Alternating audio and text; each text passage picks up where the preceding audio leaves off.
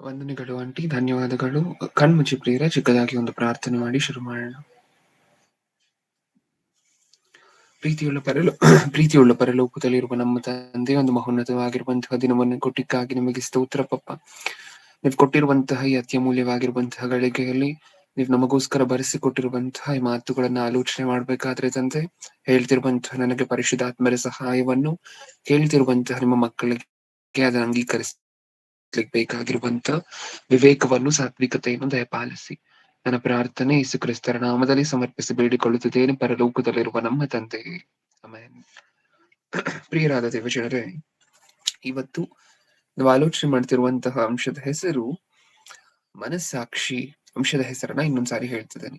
ಇವತ್ತು ನಾವು ಆಲೋಚನೆ ಮಾಡ್ತಿರುವಂತಹ ಅಂಶದ ಹೆಸರು ಮನಸ್ಸಾಕ್ಷಿ. ಓಕೆ, ಇಷ್ಟಕ್ಕೂ ಈ ಅಂಶವನ್ನ ಏನಕ್ಕೋಸ್ಕರ ಆಲೋಚನೆ ಮಾಡ್ತಿದ್ದೀವಿ? ಮನಸ್ಸಾಕ್ಷಿ. ಒಂದಷ್ಟು ದಿನಗಳ ಹಿಂದೆ ಸ್ವಬೋಧನೆ ಅನ್ನುವಂತ ಅಂಶವನ್ನ ಆಲೋಚನೆ ಮಾಡಿದ್ವಲ್ವಾ? ನಮಗ್ ನೆನಪಿದ್ಯಾ ಅಂಶ? ಓಕೆ, ಇಷ್ಟಕ್ಕೂ ಆ ಸ್ವಬೋಧನೆ, ಸ್ವಬೋಧನೆ ಅಂತ ಹೇಳಿದ್ರೆ ಏನು? ನಮಗೆ ನಾವೇ ಬೋಧನೆ ಮಾಡ್ಕೊಳ್ಳುವಂತಹದ್ದು, ನಿಜಾನ? ಓಕೆ, ಇಷ್ಟಕ್ಕೂ ನಮಗ್ ನಾವೇ ಬೋಧನೆ ಮಾಡ್ಕೋಬೇಕು ಅಂತ ಅಂದ್ರೆ ಅದಕ್ಕಿಂತ ಮುಂಚೆ ಇನ್ನೊಂದು ಸ್ಟೆಪ್ ನಡಿಬೇಕು. ಏನು? ನಾವು ಮಾಡ್ತಿರುವಂತಹದ್ದು ಸರಿನಾ ತಪ್ಪಾ ಅಂತ ಹೇಳಿ ನಮಗ್ ಗೊತ್ತಾಗ್ಬೇಕಲ್ವಾ? ನಾವು ಒಂದು ಕ್ರಿಯೆಯನ್ನು ನಡೆಸಿದೀವಿ ಅಂತ ಹೇಳಿದ್ರೆ ಇದು ಸರಿನಾ ತಪ್ಪಾ ಅಂತ ಹೇಳಿ ಗೊತ್ತಾಗ್ಬೇಕಲ್ವಾ? ಹೌದಾ? ಓಕೆ, ಹಾಗಾದ್ರೆ ಸ್ವಬೋಧನೆಗಿಂತ ಹಿಂದಿನ ಸ್ಟೆಪ್ ಅನ್ನ ಇವತ್ತು ಆಲೋಚನೆ ಮಾಡಿ ನೋಡ್ತಿದೀವಿ. ಒಬ್ಬ ಮನುಷ್ಯ ತನಗೆ ತಾನೇ ಬೋಧನೆ ಮಾಡ್ಕೋಬೇಕು ಅಂತ ಹೇಳಿದ್ರೆ ಅದರ ಹಿಂದೆ ಏನ್ ನಡಿಬೇಕು, ಅದರ ಹಿಂದೆ ಯಾವ ಸ್ಟೆಪ್ ನಡೆದಿದ್ರೆ ಸ್ವಬೋಧನೆ ಮಾಡ್ಕೋಬಹುದು, ತನಗೆ ತಾನೇ ಬೋಧನೆ ಮಾಡ್ಕೋಬಹುದು. ಆ ಬೋಧನೆ ಮಾಡ್ಕೊಳ್ಬೋದಕ್ಕಿಂತ ಮುಂಚೆ ಏನಾಗಿರ್ಬೇಕು ಇಷ್ಟಕ್ಕೂ, ಅದನ್ನ ಇವತ್ತು ಆಲೋಚನೆ ಮಾಡಿ ನೋಡ್ತಿದೀವಿ. ಓಕೆ, ಮನಸ್ಸಾಕ್ಷಿ. ಇಷ್ಟಕ್ಕೂ ನಮಗ್ ಮನಸ್ಸಿನ ಬಗ್ಗೆ ಗೊತ್ತಿರುವಂತಹ ರೆಫರೆನ್ಸ್ಗಳು ಸ್ವಲ್ಪನೇ, ಹೌದಾ? ಯಾವ್ಯಾವ ರೆಫರೆನ್ಸ್ ಗೊತ್ತು? ಮನಸ್ಸು ಘೋರವಾಗಿರುವಂತಹದ್ದು, ವ್ಯಾಧಿಗೆ ಒಳಗಾಗಿದೆ, ಗುಣವಾಗದ ರೋಗಕ್ಕೆ ಒಳಗಾಗಿದೆ. ನಿಜಾನ?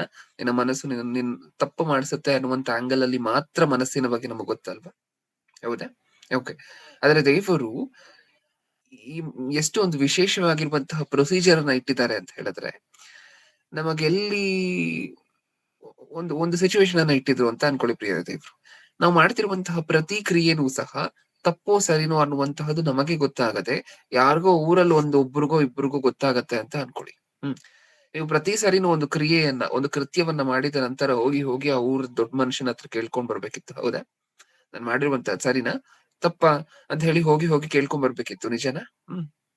ಆ ಪರಿಸ್ಥಿತಿ ಇಟ್ಟಿಲ್ಲ ದೇವ್ರು. ಆ ಪರಿಸ್ಥಿತಿಯನ್ನ ದೇವರು ಇಟ್ಟಿಲ್ಲ. ಪ್ರತಿ ಮನುಷ್ಯನಿಗೂ ಸಹ ಮನಸ್ಸಾಕ್ಷಿ ಅನ್ನುವಂತಹ ಒಂದನ್ನ ಇಟ್ಟಿದ್ದಾರೆ. ಈ ಮನಸ್ಸಾಕ್ಷಿಯ ಕೆಲಸ ಏನು ಅಂತ ಹೇಳಿದ್ರೆ ನಿಮಗೆ ಹಿಂಟ್ ಕೊಡುವಂತಹದ್ದು. ಏನಂತ? ನೀವೊಂದು ಕೃತ್ಯವನ್ನ ಮಾಡಿದೀರಾ ಅಂತ ಹೇಳಿದ್ರೆ, ಅಥವಾ ಒಂದು ಕೃತ್ಯವನ್ನ ಮಾಡುವುದಕ್ಕಿಂತ ಮುಂಚೆ ಇದು ಸರಿನಾ, ಇದು ತಪ್ಪಾ ಅಂತ ಹೇಳಿ ನಿಮಗೆ ಹೇಳುವಂತಹದ್ದು, ನಿಮಗೆ ತೋರಿಸುವಂತಹದ್ದು ನಿಮ್ಮ ಮನಸ್ಸಾಕ್ಷಿ. ಹೌದಾ? ಯಾಕಂದ್ರೆ ನಮಗೆ ನಾರ್ಮಲ್ ಆಗಿ ಏನ್ ಅಭ್ಯಾಸ ಆಗೋಗಿರುತ್ತೆ ಜೀವಮಾನ ಕಾಲದುದ್ದಕ್ಕೂ ಅಂತ ಹೇಳಿದ್ರೆ, ಪಕ್ಕದಲ್ಲಿರುವಂತವ್ರ ತಪ್ಪನ್ನ ನೋಡ್ತಿದೀವಿ. ಹೌದಾ? ಪಕ್ಕದಲ್ಲಿರುವಂತಹ ವ್ಯಕ್ತಿ ಮಾಡುವಂತಹ ತಪ್ಪನ್ನ ನೋಡ್ತಿರ್ತೀವಿ. ಪಕ್ಕದಲ್ಲಿರುವಂತಹ ವ್ಯಕ್ತಿ ಮಾಡುವಂತಹ ತಪ್ಪನ್ನ ಪಿನ್ ಪಾಯಿಂಟ್ ಮಾಡಿ ತೋರಿಸ್ತಿರ್ತೀವಿ. ನಿಜಾನ? ಹೌದಾ? ಅದ್ರಲ್ಲಿ ನಮ್ಮ ಮನಸ್ಸಾಕ್ಷಿ ಏನ್ ಮಾಡ್ತಿದೆ ಗೊತ್ತಾ? ನಮ್ಮನ್ನ ಪಿನ್ ಪಾಯಿಂಟ್ ಮಾಡ್ತಿದೆ. ಏನಂತ? ನೀನ್ ಮಾಡ್ತಿರುವಂತಹದ್ದು ಸರಿ ಅಥವಾ ನೀನ್ ಮಾಡ್ತಿರುವಂತಹದ್ದು ತಪ್ಪು ಅಂತ ಹೇಳಿ. ಅದಕ್ಕೆ ಒಂದ್ಸರಿ ಸತ್ಯವೇದಲ್ಲಿರುವಂತಹ ಒಂದು ರೆಫರೆನ್ಸ್ ಅನ್ನ ನೋಡಿ. ಕೊರಿಂಥದವರಿಗೆ ಬರೆದ ಮೊದಲನೇ ಪತ್ರಿಕೆ, ನಾವು ಪ್ರತಿ ವಾರನೂ ಓದ್ಕೊಳ್ಳುವಂತಹ ರೆಫರೆನ್ಸ್. ಕೊರಿಂಥದವರಿಗೆ ಬರೆದ ಮೊದಲನೇ ಪತ್ರಿಕೆ 11ನೇ ಅಧ್ಯಾಯ 28ನೇ ವಚನ. 11:28.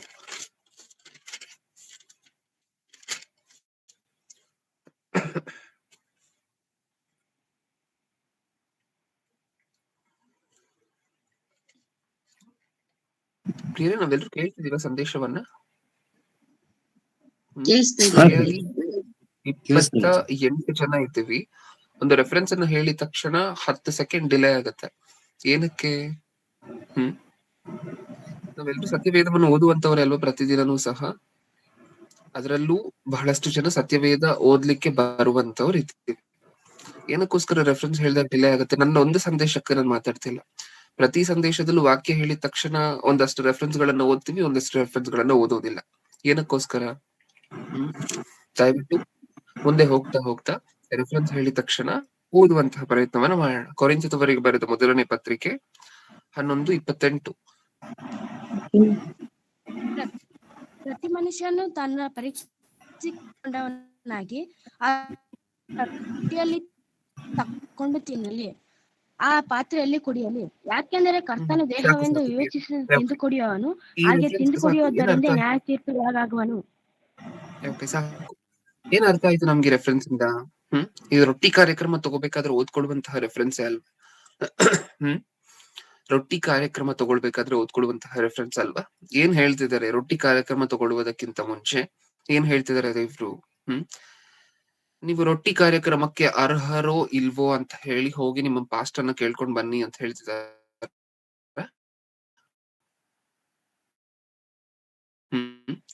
ನೀವು ರೊಟ್ಟಿ ಕಾರ್ಯಕ್ರಮಕ್ಕೆ ಅರ್ಹರೋ ಇಲ್ವೋ ಅಂತ ಹೇಳಿ ನಿಮ್ಮ ಸಭೆಯಲ್ಲಿರುವಂತಹ ವಿಶ್ವಾಸಿಗಳನ್ನು ಕೇಳ್ಕೊಂಡ್ ಬನ್ನಿ ಅಂತಿದ್ದಾರೆ. ಹೌದಾ? ಯಾರನ್ನ ಕೇಳ್ಬೇಕಂತೆ? ನೀವು ರೊಟ್ಟಿ ಕಾರ್ಯಕ್ರಮಕ್ಕೆ ಅರ್ಹರು ಹೌದೋ ಅಲ್ವೋ ಅಂತ ಹೇಳಿ ನಿಮ್ಮ ಮನಸ್ಸನ್ನ ಒಂದ್ಸರಿ ಕೇಳಿ ಅಂತಿದ್ದಾರೆ. ನಿಜಾನ? ಈ ವಚನದಿಂದ ನಮ್ಗೆ ಅದೇ ಅರ್ಥ ಆಗಿದೆ. ಸರಿ ಓದ್ತೀನಿ ನೋಡಿ 28ನೇ ವಚನ.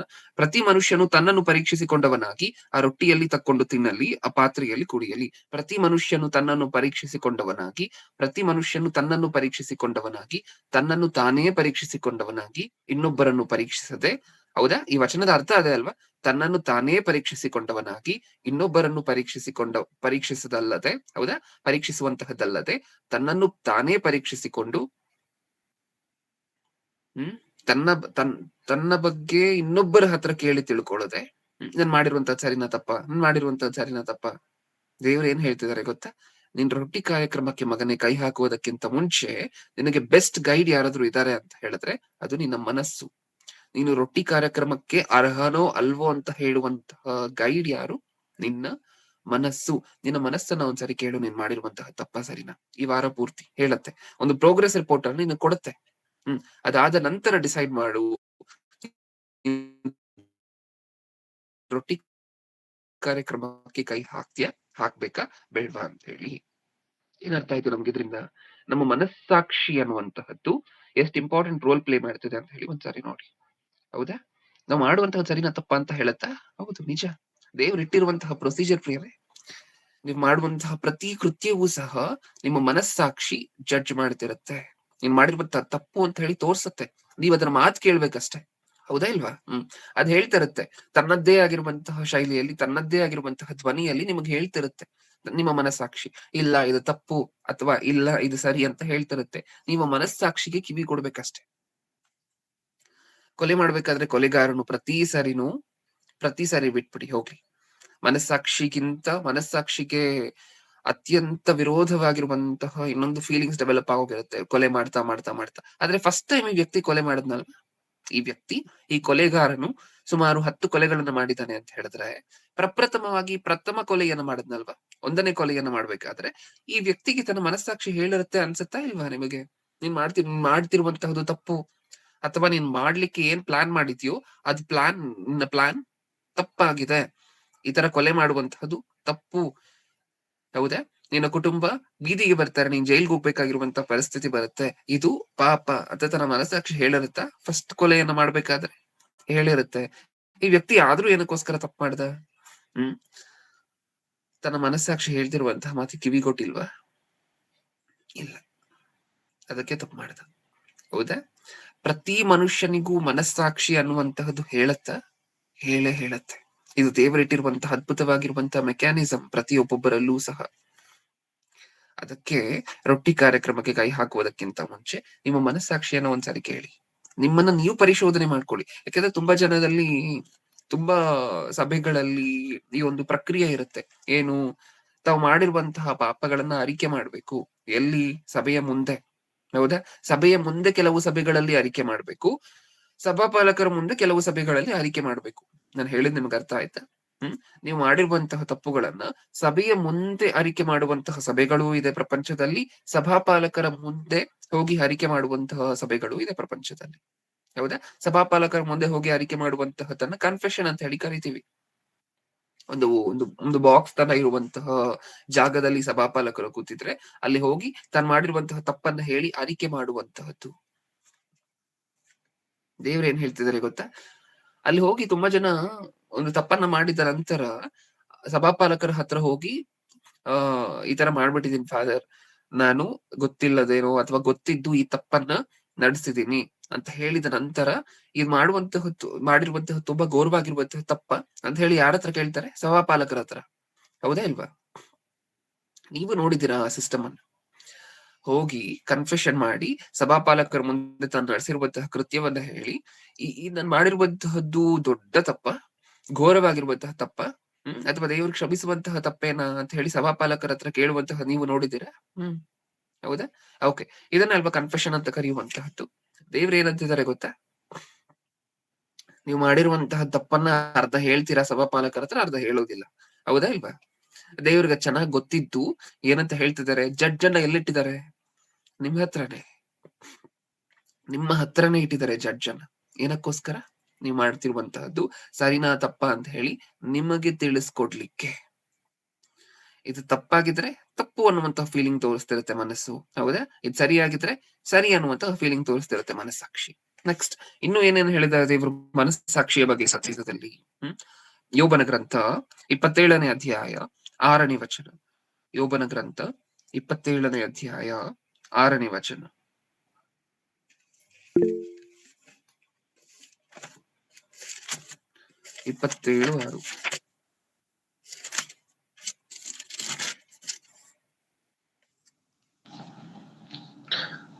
ನನ್ನ ನೀತಿಯನ್ನು ಎಂದಿಗೂ ಬಿಡದೆ ಭದ್ರವಾಗಿ ಹಿಡಿದುಕೊಳ್ಳುವೆನು.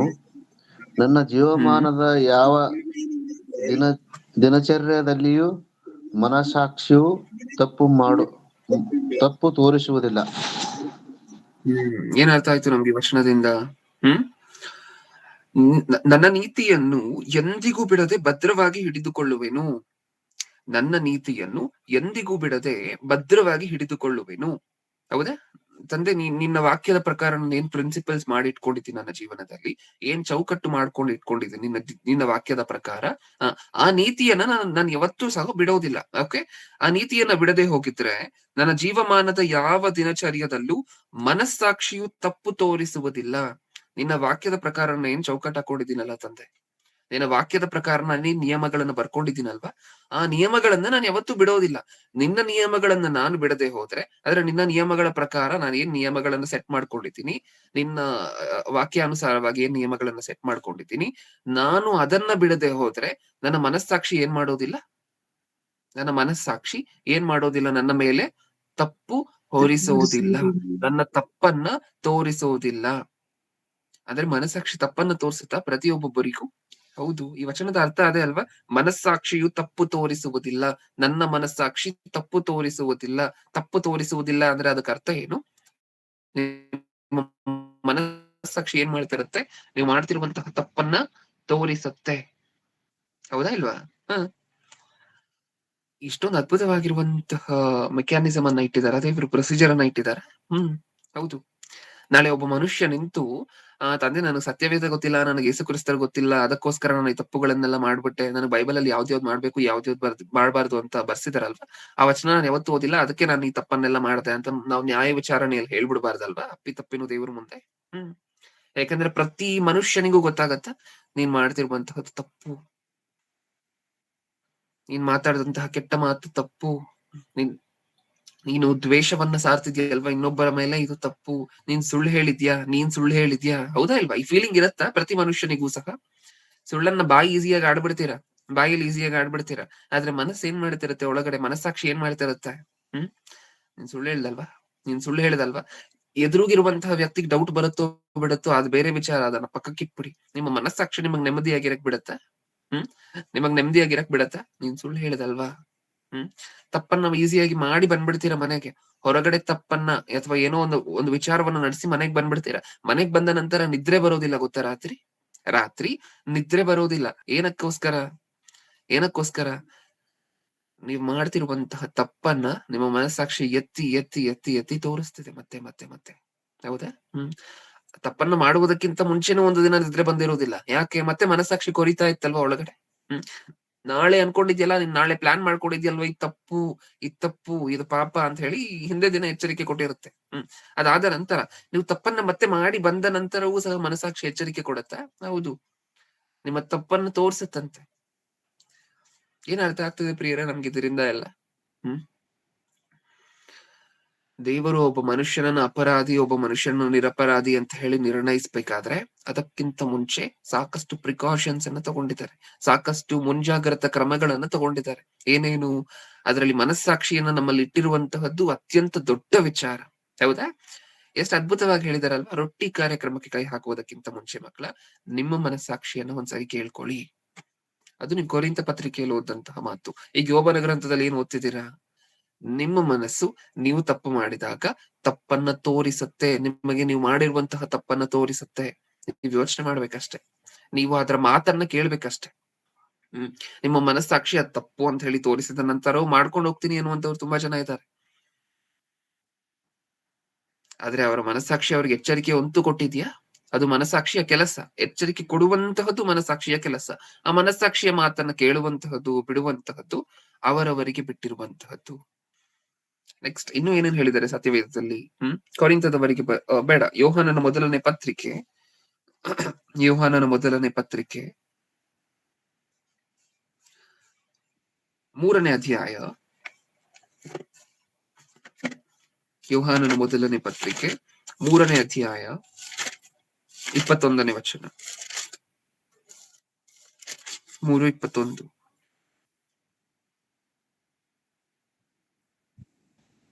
ನಮ್ಮ ಹೃದಯವು ನಮ್ಮನ್ನು ದೋಷಗಳೆಂದು ನಿರ್ಣಯಿಸುವುದರಿಯೇ ನಮಗೆ ದೇವರ ವಿಷಯದಲ್ಲಿ ಧೈರ್ಯ ಉಂಟು.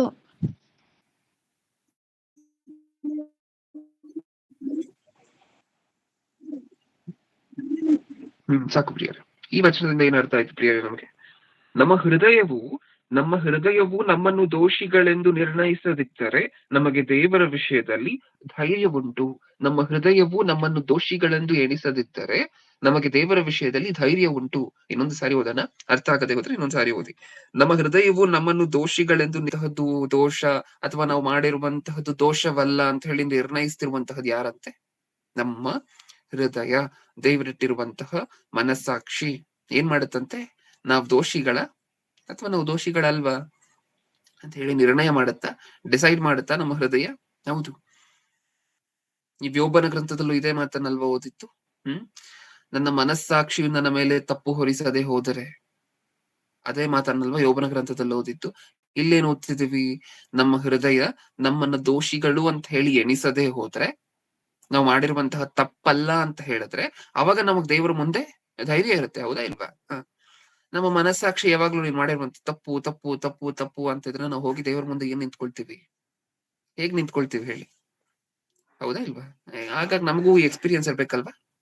ಪ್ರತಿದಿನವೂ ಇರುವಂತಹ ಎಕ್ಸ್ಪೀರಿಯನ್ಸ್ ಇದು. ಏನದು?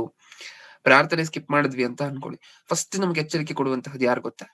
ಫಸ್ಟ್ ನೀನ್ ಮಾಡಿರುವಂತ ತಪ್ಪು ಅಂತ ಹೇಳುವಂತಹದ್ದು ಯಾರು ಗೊತ್ತಾ? ನಮ್ಮ ಮನಸ್ಸಾಕ್ಷಿನೇ. ನಮಗಾಗ್ಲೇ ಅರ್ಥ ಆಗೋಗಕ್ ಶುರು ಆಗೋಗಿರುತ್ತೆ. ಹೌದಾ? ನೀವು ಕೆಲಸಕ್ಕೆ ಹೋಗ್ತಿರ್ತೀರಾ ಪ್ರಾರ್ಥನೆಯನ್ನು ಮಿಸ್ ಮಾಡಿ, ಆದ್ರೂ ಸಹ ಮನಸ್ಸಾಕ್ಷಿ ಏನ್ ಹೇಳ್ತಿರುತ್ತೆ? ನೀನ್ ಪ್ರಾರ್ಥನೆ ಸ್ಕಿಪ್ ಮಾಡಿದೆ ಇವತ್ತು. ಹೌದಾ ಇಲ್ವಾ? ದೇವರಿಂದ ಸ್ವಲ್ಪ ದೂರ ಆಗಿ ಪ್ರಸಂಗಗಳನ್ನ ಕೇಳುವಂತಹದೆಲ್ಲ ಸ್ವಲ್ಪ ಕಡಿಮೆ ಮಾಡಿ, ಸಭೆಗೆ ಬರುವಂತಹದೆಲ್ಲ ಸ್ಕಿಪ್ ಮಾಡ್ತಾ ಹೋಗಿ. ಅವಾಗ ಮತ್ತೆ ಮನಸ್ಸಾಕ್ಷಿ ಎಚ್ಚರಿಕೆ ಕೊಡ್ಲಿಕ್ಕೆ ಶುರು ಮಾಡುತ್ತೆ. 2 ವಾರ ಆಯ್ತು ನೀನ್ ಸಭೆಗೆ ಹೋಗಿ, 3 ವಾರ ಆಯ್ತು ನೀನ್ ಸಭೆಗೆ ಹೋಗಿ. ಹೌದಾ ಇಲ್ವಾ? ದೇವರಿಂದ ದೂರ ಆಗ್ತಿದ್ಯಾ ಯಾಕೋ ಬರ್ತಾ ಬರ್ತಾ ಬರ್ತಾ ಬರ್ತಾ. ಇದೆಲ್ಲ ಅನ್ಸಿರುವಂತಹ ಚರಿತ್ರೆ ಯಾವತ್ತಾದ್ರೂ ಇದೆಯಾ ಪ್ರಿಯರೇ? ಇದೆಯಾ? ಸಹವಾಸದಲ್ಲಿ ನಿಜವಾಗ್ಲೂ ಇದ್ದೀವಿ ಅಂತ ಹೇಳಿದ್ರೆ ಇದು ಅನ್ಸಿರುತ್ತಲ್ವಾ? ಖಂಡಿತವಾಗಿ. ಆ ರೀತಿ ಅನ್ನಿಸುವಂತೆ ಮಾಡ್ತಿರುವಂತಹದ್ದು ನಿಮ್ಮ ಮನಸ್ಸಾಕ್ಷಿ. ನೀವು ಮಾಡ್ತಿರುವಂತಹ ತಪ್ಪನ್ನ ತೋರಿಸ್ತಿದೆ ನಿಮಗೆ. ನೀನ್ ಮಾಡ್ತಿರುವಂತಹದ್ದು ತಪ್ಪು, ಸರಿ ಮಾಡ್ಕೋ ಅಂತ ಹೇಳಿ ಹೇಳ್ತಿದೆ ನಿಮಗೆ. ಹೌದಾ? ಇದೊಂದಿಲ್ಲದೆ ಹೋಗಿದ್ರೆ ನಾವು ಮಾಡುವಂತಹ ಯಾವ ವಿಚಾರ ಸರಿ, ಯಾವ ವಿಚಾರ ತಪ್ಪು ಅಂತ ಹೇಳಿ ಮನುಷ್ಯನಿಗೆ ಅರ್ಥನೇ ಆಗೋಗದಿರುವಂತಹ ಒಂದು ಪರಿಸ್ಥಿತಿ ಇತ್ತು. ಅದಕ್ಕೆ ಸ್ಪಷ್ಟವಾಗಿ ನೀನ್ ಮಾಡ್ತಿರುವಂತಹದ್ದು ತಪ್ಪು, ನಿಮ್ಮನ್ನ ಫಸ್ಟ್ ಅಪರಾಧಿ ಅಂತ ಹೇಳಿ ನಿರ್ಣಯಿಸುವಂತಹದ್ದು ನಿಮ್ಮ ಮನಸ್ಸು, ನಿಮ್ಮ ಮನಸ್ಸಾಕ್ಷಿ, ದೇವರಿಟ್ಟಿರುವಂತಹ ಮನಸ್ಸಾಕ್ಷಿ. ಅದಾದ ನಂತರ ಕೋರ್ಟು, ಹೌದಾ, ನ್ಯಾಯಾಂಗ, ಇದೆಲ್ಲ ನೀವು ಅಪರಾಧಿನೋ ನಿರಪರಾಧಿನೋ ಅಂತ ಹೇಳಿ ನಿರ್ಣಯ ಮಾಡುವಂತಹದ್ದು ಆವಾಗ. ಆಮೇಲೆ ದೇವ್ರು ಏನ್ ಹೇಳ್ತಿದ್ದಾರೆ ಗೊತ್ತಾ? ಫಸ್ಟ್ ನೀನ್ ತಪ್ಪು ಮಾಡಿದ ತಕ್ಷಣ ಅದು ನಿನ್ ಕೋರ್ಟ್ ಗೊತ್ತಾಗ್ದಂಗ್ ಮುಚ್ಚಿಟ್ಬಿಡ್ಬೋದು. ನೀನ್ ಮಾಡಿರುವಂತಹ ತಪ್ಪನ್ನ ಪೊಲೀಸರಿಗೆ ಗೊತ್ತಾಗ್ದಂಗ್ ಮುಚ್ಚಿಟ್ಟಿರ್ಬೋದು.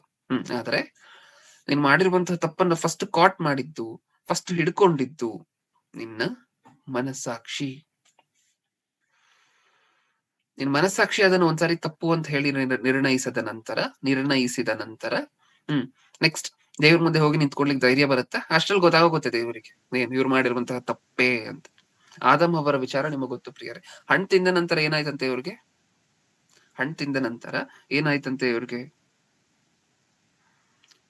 ಪಾಪದ ಅರಿವು ಇದೆಲ್ಲ ಗೊತ್ತಾಯ್ತು ಅಂತ ಹೇಳಿ ನಾವು ಓದ್ಕೊಳ್ತೀವಲ್ವಾ, ತಾವು ಬೆತ್ತಲೆ ಆಗಿದ್ದೀವಿ ಅಂತ ಹೇಳಿ ಗೊತ್ತಾಗತ್ತೆ, ಹೌದಾ? ಅಂದ್ರೆ ಪೂರ್ತಿಯಾಗಿ ಒಂದು ಕಾನ್ಶಿಯಸ್ನೆಸ್ ಬರುತ್ತೆ ಆದಮ್ ಅವರಿಗೆ. ಅದಾದ ನಂತರ ಏನ್ ಮಾಡ್ತಾರೆ ಇವರು? ಹೋಗ್ ಬಚ್ಚಿಟ್ಕೊಳ್ತಾರ, ಭಯಪಟ್ರ ದೇವರಿಗೆ? ಹೌದು. ಏನಕ್ಕೋಸ್ಕರ ಭಯಪಟ್ರಿ? ನೀವು ತಪ್ಪು ಮಾಡಿದ್ದೀರಾ ಅಂತ ಹೇಳಿ ನಿಮ್ಗೆ ಗೊತ್ತಾಗೋಯ್ತಾ? ನಿಮ್ಮ ಮನಸ್ಸಾಕ್ಷಿ ಅಲ್ಲಿಂದ ಎಚ್ಚರಿಕೆ ಕೊಡ್ಲಿಕ್ಕೆ ಶುರು ಮಾಡುತ್ತಾ? ನೀನ್ ಮಾಡಿರುವಂತಹ ತಪ್ಪು ಅಂತ. ಪ್ರತಿ ಮನುಷ್ಯನ ಜೀವನದಲ್ಲೂ ಸಹ ನಡೆಯುವಂತಹ ವಿಚಾರ ಇದು. ನಾವು ಅದಕ್ಕೆ ಕಿವಿಗೊಡ್ಬೇಕಷ್ಟೆ. ತುಂಬಾ ಜನ ಪಾಪವನ್ನ ಎಷ್ಟು ಚೆನ್ನಾಗಿ ರೂಢಿಸ್ಕೊಂಡಿರ್ತಾರೆ ಅಂತ ಹೇಳಿದ್ರೆ, ಮನಸ್ಸಾಕ್ಷಿಯ ಮಾತೇ ಕೇಳಿಸ್ದಂಗೆ ಅಥವಾ ಮನಸ್ಸಾಕ್ಷಿಯ ಮಾತಿಗೆ ಕಿವಿ ಕೊಡದಂಗೆ, ಅದು ಕೇಳಿಸಿದ ನಂತರವೂ ಸಹ ಅದರ ಕಡೆ ಗಮನ ಕೊಡದಂತೆ ಹೋಗುವಂತವ್ರು ತುಂಬಾ ಜನ ಇದ್ದಾರೆ. ನಾವು ಆ ಹಂತಕ್ಕೆ ಹೊರಟೋಗಿದ್ದೀವಿ ಅಂದ್ರೆ ಏನು ಮಾಡ್ಲಿಕ್ಕೆ ಆಗೋದಿಲ್ಲ. ಆದ್ರೆ ಇದು ಯಾರ ಬಗ್ಗೆ ಮಾತಾಡ್ಕೊಳ್ತಿರುವಂತಹದ್ದು? ಬೇಸಿಕ್ ಆಗಿ ಪ್ರಿಲಿಮಿನರಿಯಲ್ಲಿ ಒಂದು ಲೋ ಲೆವೆಲ್ ಅಲ್ಲಿ ಮಾತಾಡ್ಕೊಳ್ತಿದೀವಿ. ಏನಂತ? ಒಬ್ಬ ಮನುಷ್ಯ ಸತ್ಯವೇದನೆ ಗೊತ್ತಿಲ್ಲ ಅಂತ ಅನ್ಕೊಳ್ಳಿ, ಯೇಸು ಕ್ರಿಸ್ತರು ಗೊತ್ತಿಲ್ಲ ಅಂತ ಅನ್ಕೊಳ್ಳಿ, ತನ್ನ ಜೀವನದಲ್ಲಿ ಮಾಡ್ತಿರುವಂತಹ ತಪ್ಪು ಯಾವುದು ಸರಿ ಯಾವುದು ಅಂತ ಹೇಳಿ ಚಿಕ್ಕ ಚಿಕ್ಕ ವಿಚಾರಗಳಾದ್ರೂ ಗೊತ್ತಾಗುವಂತಹ ಒಂದು ಅವಕಾಶ ಇಟ್ಟಿದ್ದಾರೆ, ಹೌದಾ ಇಲ್ವಾ? ಓಕೆ, ತನಗ್ ದೇವ್ರೇ ಗೊತ್ತಿಲ್ಲ ಅಂತ ಅನ್ಕೊಳ್ಳಿ, ಅಂದ್ರೆ ಸತ್ಯವೇದ ಇವತ್ತುವರೆಗೂ ಯಾವತ್ತೂ ಸಹ ಓದಿಲ್ಲ. ಆದ್ರೆ ಒಳ್ಳೇದು ಅನ್ನುವಂತಹದ್ದು ಮಾತ್ರ ತುಂಬಾ ಜನ ಈ ತರ ಇರ್ತಾರೆ. ಸಮಾಜದಲ್ಲಿ ಒಂದಷ್ಟು ಜನ ಇರ್ತಾರೆ. ನೀವು ಅವ್ರನ್ನ ನೋಡಿದಾಗ ಅವ್ರಿಗೆ ಯೇಸು ಕ್ರಿಸ್ತರಿಗೆ ಗೊತ್ತಿರೋದಿಲ್ಲ, ಅವ್ರಿಗೆ ಸತ್ಯವೇದ ಅಂದ್ರೆ ಏನು ಅಂತ ಹೇಳಿ ಗೊತ್ತಿರೋದಿಲ್ಲ. ಆದ್ರೂ ಸಹ ಯಾಕೋ ಈ ಮನುಷ್ಯ ಒಳ್ಳೆಯವನ ತರ ಇದನ್ನಲ್ವಾ ಅಂತ ನಿಮಗೂ ಅನ್ನಿಸ್ತಿರುತ್ತೆ ಅವಾಗವಾಗ. ತಾನು ಮಾಡ್ತಿರುವಂತಹದ್ದು ನ್ಯಾಯಬದ್ಧವಾಗಿರುವಂತಹ ಕಾರ್ಯಗಳೇ, ಹೌದಾ? ಅನ್ಯಾಯ ಮಾಡೋದಿಲ್ಲ ಇನ್ನೊಬ್ಬರಿಗೆ, ಇನ್ನೊಬ್ಬರ ಸೊತ್ತನ್ನ ದೋಚಿಕೊಳ್ಳೋದಿಲ್ಲ. ಈ ತರ ಸ್ವಲ್ಪ ಜನ ಜೀವನ ಮಾಡ್ತಿರ್ತಾರೆ. ಇಲ್ಲ ಬ್ರದರ್, ಒಳ್ಳೇದ್ ಮಾಡ್ಬೇಕು ಅಂತ ಹೇಳಿ, ಹೌದಾ? ಇವ್ರಿಗೆ ಹೇಗ್ ಗೊತ್ತಾಯ್ತು ಇಷ್ಟಕ್ಕೂ? ಸತ್ಯವೇದ ಓದಿಲ್ವಲ್ಲ, ಇವ್ರಿಗೆ ದೇವ್ರು ಯಾರು ಅಂತ ಗೊತ್ತಿಲ್ವಲ್ಲ, ಯೇಸು ಕ್ರಿಸ್ತರು ಯಾರು ಅಂತ ಹೇಳಿ ಗೊತ್ತಿಲ್ಲ ಅಲ್ವಾ? ಹೇಗ್ ಗೊತ್ತಾಯ್ತು ಮತ್ತೆ ಒಳ್ಳೇದ್ ಮಾಡ್ಬೇಕು, ಇನ್ನೊಬ್ಬರದನ್ನ ದೋಚ್ಕೋಬಾರ್ದು, ಇನ್ನೊಬ್ಬರ ಸೊತ್ತಿಗೆ ಆಶಿಸಬಾರ್ದು, ಜೀವನದಲ್ಲಿ ಒಳ್ಳೇದನ್ನೇ ಮಾಡ್ಬೇಕು, ಎಲ್ಲರಿಗೂ ಸಹಾಯ ಮಾಡ್ಬೇಕು ಅಂತ ಹೇಳಿ ಹೇಗ್ ಗೊತ್ತಾಯ್ತು ಇವ್ರಿಗೆ? ಇಟ್ಟಿದಾರಲ್ವಾ ದೇವ್ರು ಮನಸ್ಸಾಕ್ಷಿಯನ್ನ, ಹೌದಾ ಇಲ್ವಾ? ಹಾಗೆ ಒಳ್ಳೇದರಲ್ಲಿ ನಡೀತಾ ನಡೀತಾ ನಡೀತಾ ನಡೀತಾ ಒಂದಷ್ಟು ದಿನ ಆದ ನಂತರ ದೇವ್ರೆ ಮತ್ತೆ ಸತ್ಯವೇದ ಹತ್ರ ಕರ್ಕೊ ಬರ್ತಾರೆ ಈ ವ್ಯಕ್ತಿಯನ್ನ. ಆದ್ರೆ ಪ್ರಿಲಿಮಿನರಿಯಾಗಿ ಬೇಸಿಕ್ ಆಗಿ ಬೇಕಾಗಿರುವಂತಹದ್ದು ಏನ್ ಗೊತ್ತಾ? ಈ ಮನಸ್ಸಾಕ್ಷಿ ಹೇಳಿದಾಗ ಅದನ್ನ ಕೇಳುವಂತಹದ್ದು. ನೀನ್ ಮಾಡ್ತಿರುವಂತ ತಪ್ಪು ಅಂತ ಹೇಳಿ ಹೇಳಿದಾಗ ಅದನ್ನು ಕೇಳುವಂತಹದ್ದು. ನೆಕ್ಸ್ಟ್, ಕೊರಿಂಥದವರಿಗೆ ಬರೆದ ಎರಡನೇ ಪತ್ರಿಕೆ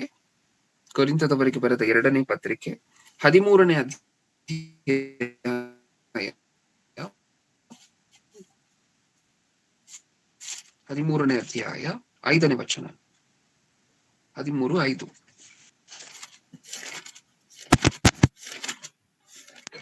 ಕ್ರಿಸ್ತ ನಂಬಿಕೆಯಲ್ಲಿ ಇದ್ದೀರೋ ಇಲ್ಲವೋ ಎಂದು ನಿಮ್ಮನ್ನು ನೀವೇ ಪರೀಕ್ಷಿಸಿಕೊಳ್ಳಿರಿ, ನಿಮ್ಮನ್ನು ಪರಿಶೋಧಿಸಿಕೊಳ್ಳಿರಿ. ಇದರಿಂದ ಏನರ್ಥ ಆಯ್ತು ನಮಗೆ?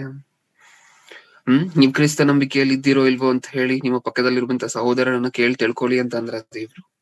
ನೀವು ಕ್ರಿಸ್ತ ನಂಬಿಕೆಯಲ್ಲಿ ಇದ್ದೀರೋ ಇಲ್ವೋ ಅಂತ ಹೇಳಿ ಇನ್ನೊಬ್ಬರನ್ನ ಕೇಳಿ ತಿಳ್ಕೊಳ್ಳಿ ಅಂತ ಅಂದ್ರ, ಸಭಾಪಾಲಕರ ಹತ್ರ ಕೇಳಿ ತಿಳ್ಕೊಳ್ಳಿ ಅಂತ ಹೇಳಿದ್ರೆ, ಬೋಧಕರ ಹತ್ರ ಕೇಳಿ ತಿಳ್ಕೊಳ್ಳಿ ಅಂತ ಹೇಳಿದ್ರೆ ಏನಂದ್ರು? ಡೈರೆಕ್ಟ್ ಆಗಿ ಏನಂತ ಅಂದ್ರು? ನಿಮ್ಮನ್ನ ನೀವೇ ಪರಿಶೋಧನೆ ಮಾಡ್ಕೊಳ್ಳಿ. ನಾವು ಪರಿಶೋಧನೆ, ನಮ್ಮ ತಪ್ಪು ನಮಗೆ ಗೊತ್ತಾಗತ್ತಾ?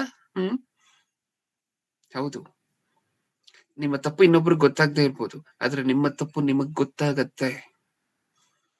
ನೀವು ಪರಿಶೋಧನೆ ಮಾಡ್ಕೋಬೇಕಷ್ಟೇ. ಎಕ್ಸಾಮೈನ್ ಮಾಡ್ಕೊಡಿ, ಸೆಲ್ಫ್ ಎಕ್ಸಾಮಿನೇಷನ್ ಅಂತ ಹೇಳಿ ಕರಿತೀವಿ, ಹೌದಾ? ನೀವು ಮಾಡ್ತಿರುವಂತಹದ್ದು, ನಾನು ಏನೇನ್ ಮಾಡ್ತಿದ್ದೀನಿ, ಇದು ನಾನು ಮಾಡ್ತಿರುವಂತಹದ್ದೆಲ್ಲ ಸರಿನಾ ತಪ್ಪಾ ಅಂತ ಹೇಳಿ ಒಂದು ಪ್ರಶ್ನೆಯನ್ನ ಹಾಕೋಬೇಕಷ್ಟೇ ನಿಮಗ್ ನೀವೇ. ಒಂದು ಲಿಸ್ಟೇ ಬಂದ್ಬಿಡುತ್ತೆ, ಗೊತ್ತಾ? ಹೌದಾ ಇಲ್ವಾ? ನೀವೊಂದು ವಿಚಾರದ ಬಗ್ಗೆ ಹಿಸ್ಟ್ರಿಯನ್ನ ತಿಳ್ಕೋಬೇಕು ಅಂತ ಹೇಳಿದ್ರೆ ನೀವು ಗೂಗಲ್ ಅಲ್ಲಿ ಹಾಕಿದ ತಕ್ಷಣ ಈ ವಿಷಯ ಯಾವಾಗ ಶುರು ಆಯ್ತು, ಎಲ್ಲಿಂದ ಶುರು ಆಯ್ತು, 1850ರಲ್ಲಿ ಶುರು ಆಯ್ತು, ಅದಾದ ನಂತರ ಎಲ್ಲ ಹೇಗೆಲ್ಲ ಎವಲ್ಯೂಷನ್ ಆಗಿ ಬರ್ತಿದೆ ಅಂತ ಹೇಳಿ ಹಿಸ್ಟ್ರಿ ಹೇಗ್ ಬರುತ್ತೋ, ನೀವು ಸಹ ನಿಮ್ಮ ಕುರಿತಂತೆ ನೀವುಗಳು ಒಂದು ಪ್ರಶ್ನೆಯನ್ನ ಹಾಕೋಬೇಕು ಅಷ್ಟೇ. ಏನು ಆ ಪ್ರಶ್ನೆ? ಏನು? ನಾನು ಮಾಡ್ತಿರುವಂತ ಸರಿನಾ, ಅಥವಾ ಈ ವಾರ ನಾನು ಮಾಡಿರುವಂತ ಕೃತ್ಯಗಳನ್ನೆಲ್ಲ ಸ್ವಲ್ಪ ಲಿಸ್ಟ್ ಕೊಡಪ್ಪ ಅಂದ ತಕ್ಷಣ ನಿಮ್ ಮನಸಾಕ್ಷಿ ಒಂದು ಲಿಸ್ಟ್ ಅನ್ನ ಕಳಿಸ್ಬಿಡುತ್ತೆ. ನಿಜಾನ ಇಲ್ವಾ? ಆ ಲಿಸ್ಟ್ ಅಲ್ಲಿ ಏನೇನಿರುತ್ತೆ? ಓಕೆ, ಇದು ಮೊದಲನೇ ತಪ್ಪು, ಇದು ಎರಡನೇ ತಪ್ಪು, ಇದು ಮೂರನೇ ತಪ್ಪು, ಇದು ನಾಲ್ಕನೇ ತಪ್ಪು, ದೊಡ್ಡ ತಪ್ಪು, ಐದನೇ ತಪ್ಪು, ಅದಕ್ಕಿಂತ ದೊಡ್ಡ ತಪ್ಪು, ಆರನೇ ತಪ್ಪು, ಅದಕ್ಕಿಂತ ದೊಡ್ಡ ತಪ್ಪು. ನಮಗ್ ಗೊತ್ತಾಗ್ತಿಲ್ಲ ಅಂತ ಹೇಳಿದ್ರೆ ಈ ಪ್ರಶ್ನೆನ ನಾವ್ ಯಾವತ್ತು ಕೇಳ್ಕೊಂಡಿಲ್ಲ ಅಂತ ಅದರ ಅರ್ಥ. ನಾನ್ ಮಾಡ್ತಿರುವಂತ ಸರಿ ಇದೆಯಾ ಅನ್ನುವಂತ ಪ್ರಶ್ನೆನ ನಾವ್ ಯಾವತ್ತು ಮಾಡ್ಕೊಂಡಿಲ್ಲ.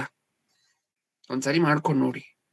ರೊಟ್ಟಿ ಕಾರ್ಯಕ್ರಮಕ್ಕೆ ಕೈ ಹಾಕುವುದಕ್ಕಿಂತ ಮುಂಚೆ ದೇವ್ರು ಏನ್ ಹೇಳಿದಾರೋ ನಿಮ್ಮ ಮನಸ್ಸಾಕ್ಷಿಯನ್ನ ಒಂದ್ಸರಿ ಕೇಳಿ, ನಿಮ್ಮನ್ನ ನೀವೇ ಪರಿಶೋಧನೆ ಮಾಡ್ಕೊಳ್ಳಿ ಅನ್ನುವಂತಹ ಮಾತು ಏನ್ ಹೇಳಿದಾರೋ, ಒಂದ್ 5 ಮಿನಿಟ್ಸ್ ರೊಟ್ಟಿ ಕಾರ್ಯಕ್ರಮಕ್ಕೆ ಕೈ ಹಾಕುವುದಕ್ಕಿಂತ ಮುಂಚೆ ಒಂದು 5-10 ಮಿನಿಟ್ಸ್ ಯೋಚನೆ ಮಾಡಿ ಅದರ ಬಗ್ಗೆ. ಇನ್ 10 ಮಿನಿಟ್ಸ್ ಅಲ್ಲಿ ರೊಟ್ಟಿ ಕಾರ್ಯಕ್ರಮಕ್ಕೆ ಕೈ ಹಾಕ್ತಿದ್ದೀನಿ, ನಾನ್ ಯೋಗ್ಯನೇನಾ ಅಂತ ಹೇಳಿ ಒಂದ್ಸರಿ ನಿಮಗೆ ನೀವೇ ಪ್ರಶ್ನೆಯನ್ನ ಕೇಳ್ಕೊಡಿ. ಹೌದಾ? ನೀವ್ ಯೋಗ್ಯರಾಗಿದ್ರೆ ನಿಮ್ಮ ಮನಸ್ಸು ಸರ್ಟಿಫಿಕೇಟ್ ಕೊಡುತ್ತೆ, ನಿಮ್ಮ ಮನಸ್ಸಾಕ್ಷಿ ಸರ್ಟಿಫಿಕೇಟ್ ಕೊಡುತ್ತೆ, ನೀನ್ ಧೈರ್ಯವಾಗಿ ಕೈ ಹಾಕ್ಬೋದು ಅಂತ. ನೀವಾಗ್ಲೇ ಓದಿದ್ರಲ್ವಾ, ಏನಿತ್ತು ಆ ರೆಫರೆನ್ಸ್ ಅಲ್ಲಿ? ಹಿಂದೆ ಓದಂತಹ ರೆಫರೆನ್ಸ್ ಅಲ್ಲಿ ಏನಿತ್ತು? ನಿಮ್ಮ ಮನಸ್ಸಾಕ್ಷಿ, ನಮ್ಮ ಮನಸ್ಸಾಕ್ಷಿ ನಮ್ಮ ಮೇಲೆ ತಪ್ಪು ಹೊರಿಸದೆ ಹೋದ್ರೆ ಏನಿರತ್ತಂತೆ ನಮಗೆ? ದೇವರ ಮುಂದೆ ನಿಲ್ಲಲು ಧೈರ್ಯ ಇದೆ.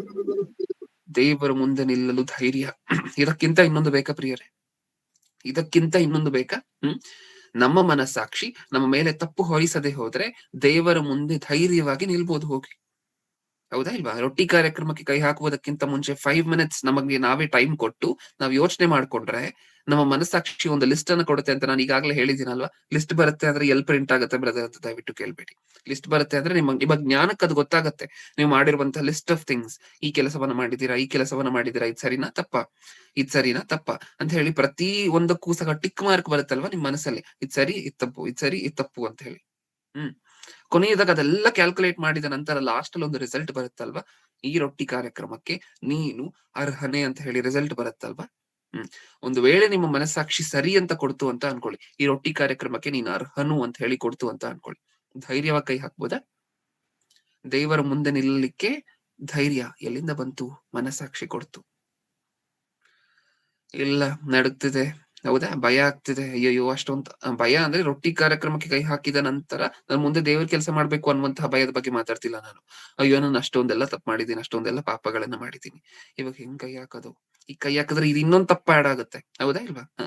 ಹೆಂಗ್ ಕೈ ಹಾಕೋದು ಅನ್ನುವಂತಹ ಪ್ರಶ್ನೆಗಳು ಸಾವಿರಾರು ಲಕ್ಷಾಂತರ ಮನಸ್ಸಿನಲ್ಲಿ ಹುಟ್ಟುತ್ತಿದೆ ಅಂತ ಹೇಳಿದ್ರೆ ಆ ಪ್ರಶ್ನೆಗಳನ್ನ ಹುಟ್ಟಿಸ್ತಿರುವಂತಹದ್ದು ಯಾರು ಗೊತ್ತಾ? ಮನಸ್ಸಾಕ್ಷಿ. ಎಷ್ಟು ಅದ್ಭುತ! ದೇವ್ರಿಟ್ಟಿರುವಂತಹ ಈ ಪ್ರೊಸೀಜರ್, ಈ ಮೆಕ್ಯಾನಿಸಮ್ ಏನಿದೆಯೋ ಎಷ್ಟು ಅದ್ಭುತವಾಗಿದೆ ಅಲ್ವಾ? ನಿಮ್ಮ ಮನಸ್ಸಾಕ್ಷಿಯನ್ನ ಕೇಳಿ ತಗೊಳ್ಳಿ. ನಿಮ್ಮ ಮನಸ್ಸಾಕ್ಷಿಯನ್ನ ಕೇಳಿ ನೀವು ಮಾಡ್ತಿರುವಂತಹ ತಪ್ಪಾ ಸರಿನಾ ಅಂತ ಹೇಳಿ ತೋರ್ಸತ್ತೆ. ಯಾರಾದ್ರೂ ದೇವ್ರ ಮುಂದೆ ನ್ಯಾಯ ವಿಚಾರಣೆ ಸಭೆಯಲ್ಲಿ ನಿಂತು ರೀಸನ್ ಕೊಡ್ಲಿಕ್ಕೆ ಆಗತ್ತಾ? ಏನ್ ಅನ್ನಿಸ್ತದೆ ಇದನ್ನ ನೋಡಿದಾಗ? ಇದನ್ನ ನೋಡಿದಾಗ ನಿಮ್ಗೇನ್ ಅನ್ನಿಸ್ತದೆ? ದೇವ್ರ ಮುಂದೆ ಯಾರಾದ್ರೂ ನಿಂತು ಒಂದು ಎಕ್ಸ್ಕ್ಯೂಸ್ ಕೊಡಕ್ಕಾದ್ರೂ ಆಗತ್ತಾ? ಪ್ರಭು ನನಗ್ ಗೊತ್ತಿರ್ಲಿಲ್ಲ, ಪ್ರಭು ನನಗ್ ಗೊತ್ತಿರ್ಲಿಲ್ಲ, ನಾನು ಯಾರು ನನ್ಗೆ ಹೇಳಿರ್ಲಿಲ್ಲ. ಯಾರು ಏನಕ್ಕೋಸ್ಕರ ಹೇಳ್ಬೇಕು? ನಿನಗೋಸ್ಕರ ಅಂತ ಹೇಳಿ ಒಂದು ಮನಸ್ಸಾಕ್ಷಿಯನ್ನ ಇಟ್ಟಿದ್ದೀನಲ್ವಾ. ಪ್ರಭು ನಿಜವಾದ ದೇವ್ರು ಅಂತ ಯಾರು ಅಂತ ಹೇಳಿ, ನಿಜವಾದ ದೇವ್ರು ಅಂದ್ರೆ ಯಾರು ಅಂತ ನನಗೆ ಗೊತ್ತಿರ್ಲಿಲ್ಲ ಪ್ರಭು. ನಿಜವಾದ ದೇವ್ರು ಯಾರು ಅಂತ ಗೊತ್ತಿರ್ಲಿಲ್ವಾ? ಒಬ್ಬ ದೇವ್ರು ದುಷ್ಟರನ್ನ ಸಂಹಾರ ಮಾಡು, ಕೊಲ್ಲು ಅಂತ ಹೇಳಿರುವಂತಹದ್ದು ಭೂಮಿಯ ಮೇಲೆ ನೀನ್ ಕೇಳಿದ್ಯಾ ಮಗನೇ? ಇನ್ನೊಬ್ಬ ದೇವರು ಅಂದ್ರೆ ಪ್ರಪಂಚದಲ್ಲಿ ದೇವರುಗಳು ಅಂತ ಹೇಳಿ ಎಷ್ಟು ಜನರನ್ನ ಕರಿತೀರೋ ಅಷ್ಟು ಜನರನ್ನ ನೀವು ಕಂಪೇರ್ ಮಾಡಿ ನೋಡಿದಾಗ ಅದರಲ್ಲಿ ಒಬ್ಬ ದೇವರು ದುಷ್ಟರನ್ನ ಸಂಹಾರ ಮಾಡು, ಕೊಲ್ಲು, ಹೌದಾ, ಪಾಪಕ್ಕೆ ಶಿಕ್ಷೆ ಆಗ್ಬೇಕು ಅಂತ ಹೇಳ್ತಿರ್ಬೇಕಾದ್ರೆ ಇನ್ನೊಬ್ಬ ದೇವರು ಇವ್ರು ಏನ್ ಮಾಡ್ತಿದಾರೋ ಇವರಿಗೆ ಗೊತ್ತಿಲ್ಲ, ಇವರನ್ನ ಕ್ಷಮಿಸಿ ಬಿಡು ಅಂತ ಹೇಳ್ತಿರ್ಬೇಕಾದ್ರೆ ಈ ಇಬ್ಬರು ದೇವರಲ್ಲಿ ಯಾರು ನಿಜವಾದ ದೇವರು ಅಂತ ನೀನು ಮನಸ್ಸಾಕ್ಷಿಯನ್ನ ಕೇಳಿದ್ರೆ ಗೊತ್ತಾಗೋಗ್ತಿತ್ತು ಮಗನೇ, ಹೌದಾ? ಅದಾದ ನಂತರ ನೀನು ಬಂದು ಬ್ಯಾಪ್ಟಿಸಮ್ ತಗೊಂಡು ನನ್ನ ಮಗನಾಗಿರುವಂತ ಯೇಸು ಕ್ರಿಸ್ತರನ್ನ ನಂಬ್ತಿದ್ದೆ ಅಂತ ದೇವ್ರು ಹೇಳಲ್ಲ ಇಲ್ವಾ? ಹೇಳ್ತಾರ ಇಲ್ವಾ? ಹೌದಾ ಇಲ್ವಾ? ಯಾಕೆಂದ್ರೆ ಇದು ಮನಸ್ಸಾಕ್ಷಿಗೆ ಸಂಬಂಧಪಟ್ಟಿರುವಂತಹ ವಿಚಾರ. ತುಂಬಾ ಜನರು ಇರ್ತಾರೆ ಪ್ರಪಂಚದಲ್ಲಿ, ನೀವು ಹೋಗಿ ಸುವಾರ್ತೆ ಹೇಳಿ, ಕ್ರೈಸ್ತವ್ಯದಲ್ಲಿ ಬಂದಿರೋದಿಲ್ಲ ಅಂತ ಅನ್ಕೊಳ್ಳಿ, ಆದ್ರೂ ನೀವು ಹೋಗಿ ಸುವಾರ್ತೆ ಹೇಳಿ, ಅವ್ರ ಬಾಯಲ್ಲಿ ಬರುವಂತ ಪ್ರಶ್ನೆ ಉತ್ತರ ಏನ್ ಗೊತ್ತಾ? ನೀವ್ ಏನಾದ್ರೂ ತೋರಿಸಿ ಪ್ರಿಯರೇ, ಎಷ್ಟು ಸತ್ಯವನ್ನಾದ್ರೂ ಅವ್ರ ಮುಂದೆ ಇಡಿ. ಅವ್ರು ಹೇಳುವಂತಹದ್ದು ಏನ್ ಗೊತ್ತಾ?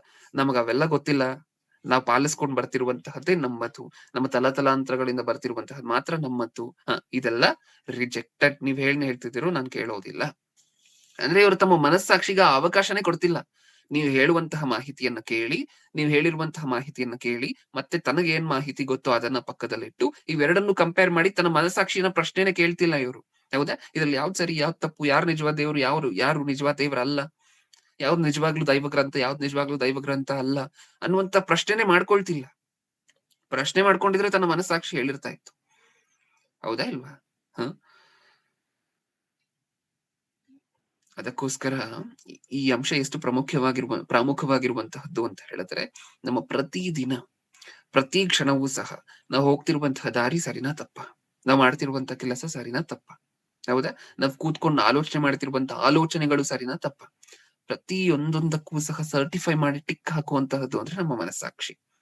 ನಾವು ಮಾಡಿರುವಂತಹ ತಪ್ಪಾಗಿದ್ರೆ ಭಯ ಶುರುವಾಗಿರುತ್ತೆ, ನಾವು ಮಾಡಿರುವಂತಹದ್ದು ಸರಿಯಾಗಿದ್ರೆ ಯಾರಿಗೂ, ಇಡೀ ಪ್ರಪಂಚದಲ್ಲಿ ಯಾರಿಗೂ ಇಲ್ಲದೆ ಇರುವಷ್ಟು ಧೈರ್ಯ ನಮಗಿರುತ್ತೆ. ಹೌದಾ ಇಲ್ವಾ? ಈ ಧೈರ್ಯ ಬೇಕಾ ನಮಗೆ? ಬೇಕಾದ್ರೆ ಸ್ವಲ್ಪ ಕೇಳಿಸ್ಕೋಬೇಕು, ಸ್ವಲ್ಪ ನಿಂತು ಆಲೋಚನೆ ಮಾಡ್ಬೇಕು, ಸ್ವಲ್ಪ ಮನಸ್ಸು ಏನ್ ಹೇಳ್ತಿದೆ, ಆ ಮನಸ್ಸಾಕ್ಷಿ ಏನ್ ಹೇಳ್ತಿದೆ ಅನ್ನುವಂತಹ ಆ ಒಂದು ಭಾಷೆಗೆ ಕಿವಿಗೊಡ್ಬೇಕು. ನೆಕ್ಸ್ಟ್, ಪ್ರಲಾಪಗಳು 3ನೇ ಅಧ್ಯಾಯ. ಪ್ರಲಾಪಗಳು 3ನೇ ಅಧ್ಯಾಯ 40ನೇ ವಚನ, 3:40.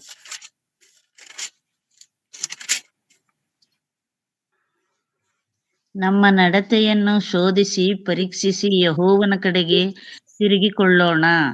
ಪರಲೋಕದಲ್ಲಿರುವ ದೇವರ ಕಡೆಗೆ ನಮ್ಮ ಕೈಗಳೊಡನೆ ಮನಸ್ಸನ್ನು ಎತ್ತಿಕೊಳ್ಳುವ. ಏನ್ ಅರ್ಥ ಆಯ್ತು ನಮ್ಗೆ ಈ ವಚನದಿಂದ? ಏನ್ ಅರ್ಥ ಆಯ್ತು ಹೇಳಿ? ನಮ್ಮ ನಡತೆಯನ್ನು ಶೋಧಿಸಿ. ಎಷ್ಟು ಸರಿ ಓದಿದ್ದೀರಾ ಅಲ್ವಾ ಪ್ರಿಯರ ಈ ಪದವನ್ನ ಈಗಾಗ್ಲೇ? ಶೋಧಿಸಿ ಪರಿಶೋಧಿಸಿ. ಯಾರು ಶೋಧಿಸ್ಕೋಬೇಕು? ನಾವೇ. ಯಾರು ಪರಿಶೋಧಿಸ್ಕೋಬೇಕು? ನಾವೇ. ಹೌದಾ? ಟೆಸ್ಟ್ ಮಾಡ್ಕೊಂಡು ಎಕ್ಸಾಮಿನೇಷನ್ ಮಾಡ್ಕೋಬೇಕು. ನಿಮಗೆ ಶೋಧನೆ ಮತ್ತೆ ಪರಿಶೋಧನೆ ಇದಕ್ಕೆರಡಕ್ಕೂ ಇರುವಂತಹ ಡಿಫ್ರೆನ್ಸ್ ಅರ್ಥ ಆಗ್ಬೇಕು ಅಂತ ಹೇಳಿದ್ರೆ ತುಂಬಾ ಸಿಂಪಲ್ ಆಗಿರುತ್ತೆ.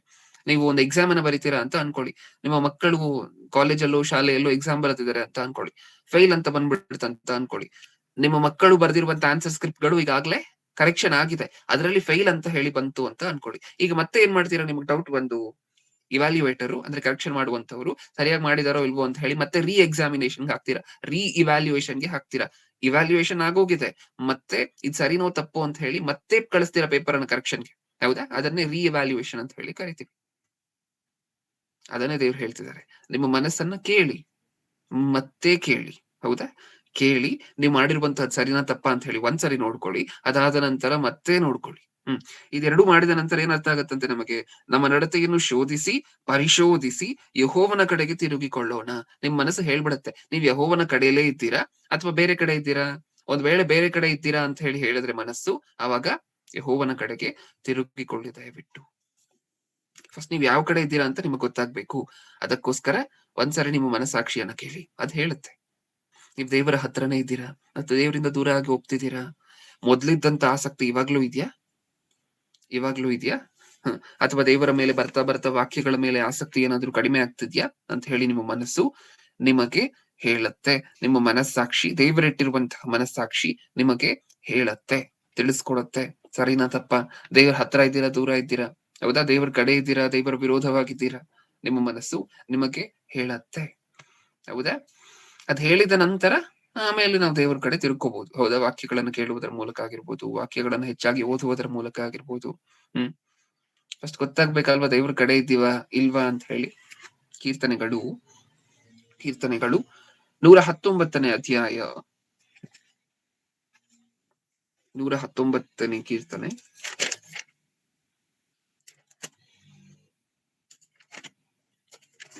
59ನೇ ವಚನ. 119:59. ನನ್ನ ನಡತೆಯನ್ನು ಶೋಧಿಸಿದ್ದೇನೆ, ನಿನ್ನ ಕಟ್ಟಳೆಗಳ ಕಡೆಗೆ ತಿರುಗಿಸಿಕೊಂಡಿದ್ದೇನೆ. ನನ್ನ ನಡತೆಯನ್ನು ಶೋಧಿಸಿದೆನು ಅಂದ್ರೆ ನಾನು ಹೇಗ್ ನಡ್ಕೊಂಡ್ ಬಂದಿದ್ದೀನಿ ಅನ್ನುವಂತಹದನ್ನ ಎಕ್ಸಾಮೈನ್ ಮಾಡ್ಕೊಂಡೆ. ನಾನೇ ಶೋಧನೆ ಮಾಡ್ಕೊಂಡೆ, ನನ್ನ ಮನಸ್ಸಾಕ್ಷಿಯನ್ನ ಪಕ್ಕದಲ್ಲಿ ಇಟ್ಕೊಂಡು, ಓಕೆ ನಾನು ಮಾಡಿರುವಂತಹದೆಲ್ಲ ಸರಿನಾ ತಪ್ಪ. ಇಲ್ಲಿ ನಾವು ಓದಂತಹ ಇಷ್ಟು ವಚನದಲ್ಲಿ ಎಷ್ಟು ಚೆನ್ನಾಗಿ ಇವ್ರು ತನ್ನನ್ನು ತಾನೇ ಪರಿಶೋಧನೆ ಮಾಡ್ಕೊಳ್ತಿದಾರಲ್ವಾ. ತನ್ನನ್ನ ತಾನೇ ಪರಿಶೋಧನೆ ಮಾಡ್ಕೊಂಡ್ರೆ ನಮಗ್ ತಿಳಿಸ್ಕೊಡುವಂತಹದ್ದು ಯಾರು? ಸರಿನಾ ತಪ್ಪ ಅಂತ ಹೇಳಿ? ಮನಸ್ಸಾಕ್ಷಿ. ಹೌದಾ ಇಲ್ವಾ? ನೀವು ತುಂಬಾ ಜನ ಮನಸ್ಸಾಕ್ಷಿ ಹೇಗಿರುತ್ತೆ? ತುಂಬಾ ಜನರಿಗೆ ಒಂದು ಪ್ರಶ್ನೆ ಬರ್ತಿರುತ್ತೆ ಈಗಾಗ್ಲೇ. ಹೌದಾ ಬ್ರದರ್, ನಾವು ಮಾಡ್ತಿರುವಂತದ್ದು ಸರಿನಾ ತಪ್ಪ ಅಂತ ಮನಸ್ಸಾಕ್ಷಿ ತಿಳಿಸ್ಕೊಡುತ್ತೆ. ಪ್ರತಿ ಮನುಷ್ಯರಿಗೂ ದೇವರಿಟ್ಟಿರುವಂತಹ ಮನಸ್ಸಾಕ್ಷಿ ಬೇರೆ. ನೀವು ಪ್ರತಿ ಸರಿನೂ ವಾಕ್ಯ ತಿಳ್ಕೊಬೇಕಾದ್ರೆ ಆ ಮನಸ್ಸಾಕ್ಷಿ ಬರ್ತಾ ಗಟ್ಟಿಯಾಗಿ ಹೋಗ್ತಿರುತ್ತೆ. ನಿಜನಾ ಇಲ್ವಾ? ನೀವು ಪ್ರತಿ ಸಾರಿನು ಪ್ರಸಂಗಗಳನ್ನ ಕೇಳ್ಬೇಕಾದ್ರೆ, ವಾಕ್ಯಗಳನ್ನ ಓದ್ಬೇಕಾದ್ರೆ ನಿಮ್ಮ ಮನಸ್ಸಾಕ್ಷಿ, ಇಲ್ಲಿರುವಂತಹ ಮನಸ್ಸಾಕ್ಷಿ ಅದರ ಲೆವೆಲ್ ಇನ್ನೂ ಸಹ ಬೆಳೆದು ಬೆಳೆದು ಬೆಳೆದು ಬೆಳೆದು ಅಲ್ಲಿ ಹೋಗ್ತಿರುತ್ತೆ. ನಿಜನಾ? ಹೌದಾ ಇಲ್ವಾ? ಕೈ ತೊಳೆಯದೇ ಇರುವಂತಹದ್ದು ಪಾಪ ಅಂತ ಹೇಳಿ ಯಾರಾದ್ರೂ ಬಂದು ಹೇಳ್ತಿದ್ದಾರೆ ಅಂತ ಹೇಳಿದ್ರೆ ಅವರ ಮನಸ್ಸಾಕ್ಷಿ ಇನ್ನ ಇಲ್ಲೇ ಇರುವಂತಹದ್ದು, ಬೆಳೆದಿಲ್ಲ. ನಿಜನಾ? Okay, next.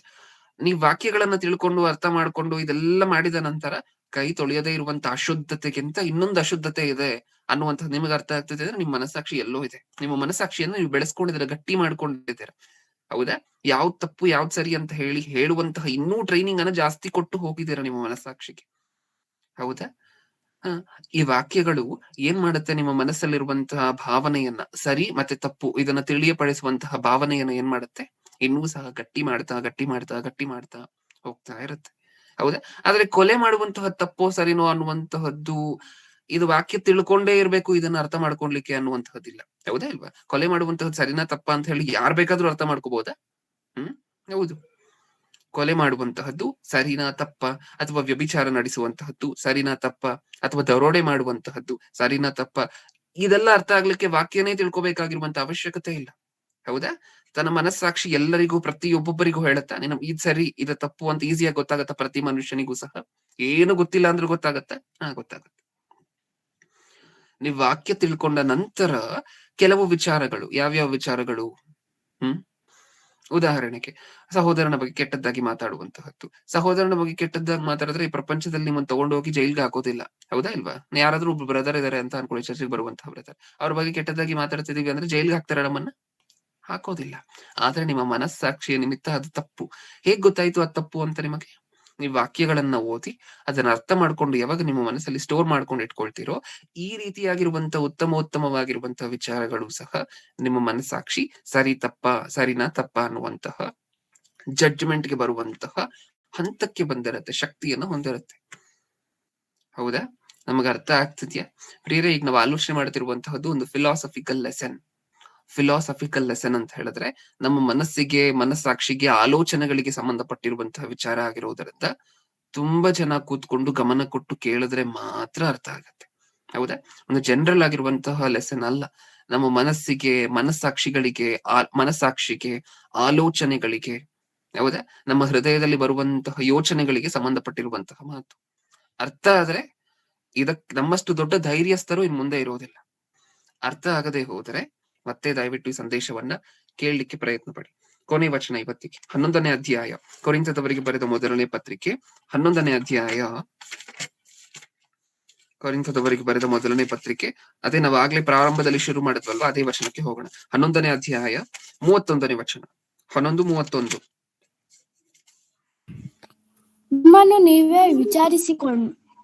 ನಮ್ಮನ್ನು ನಾವೇ ವಿಚಾರಿಸಿಕೊಂಡರೆ ನ್ಯಾಯ ವಿಚಾರಣೆಗೊಳಗಾಗುವುದಿಲ್ಲ.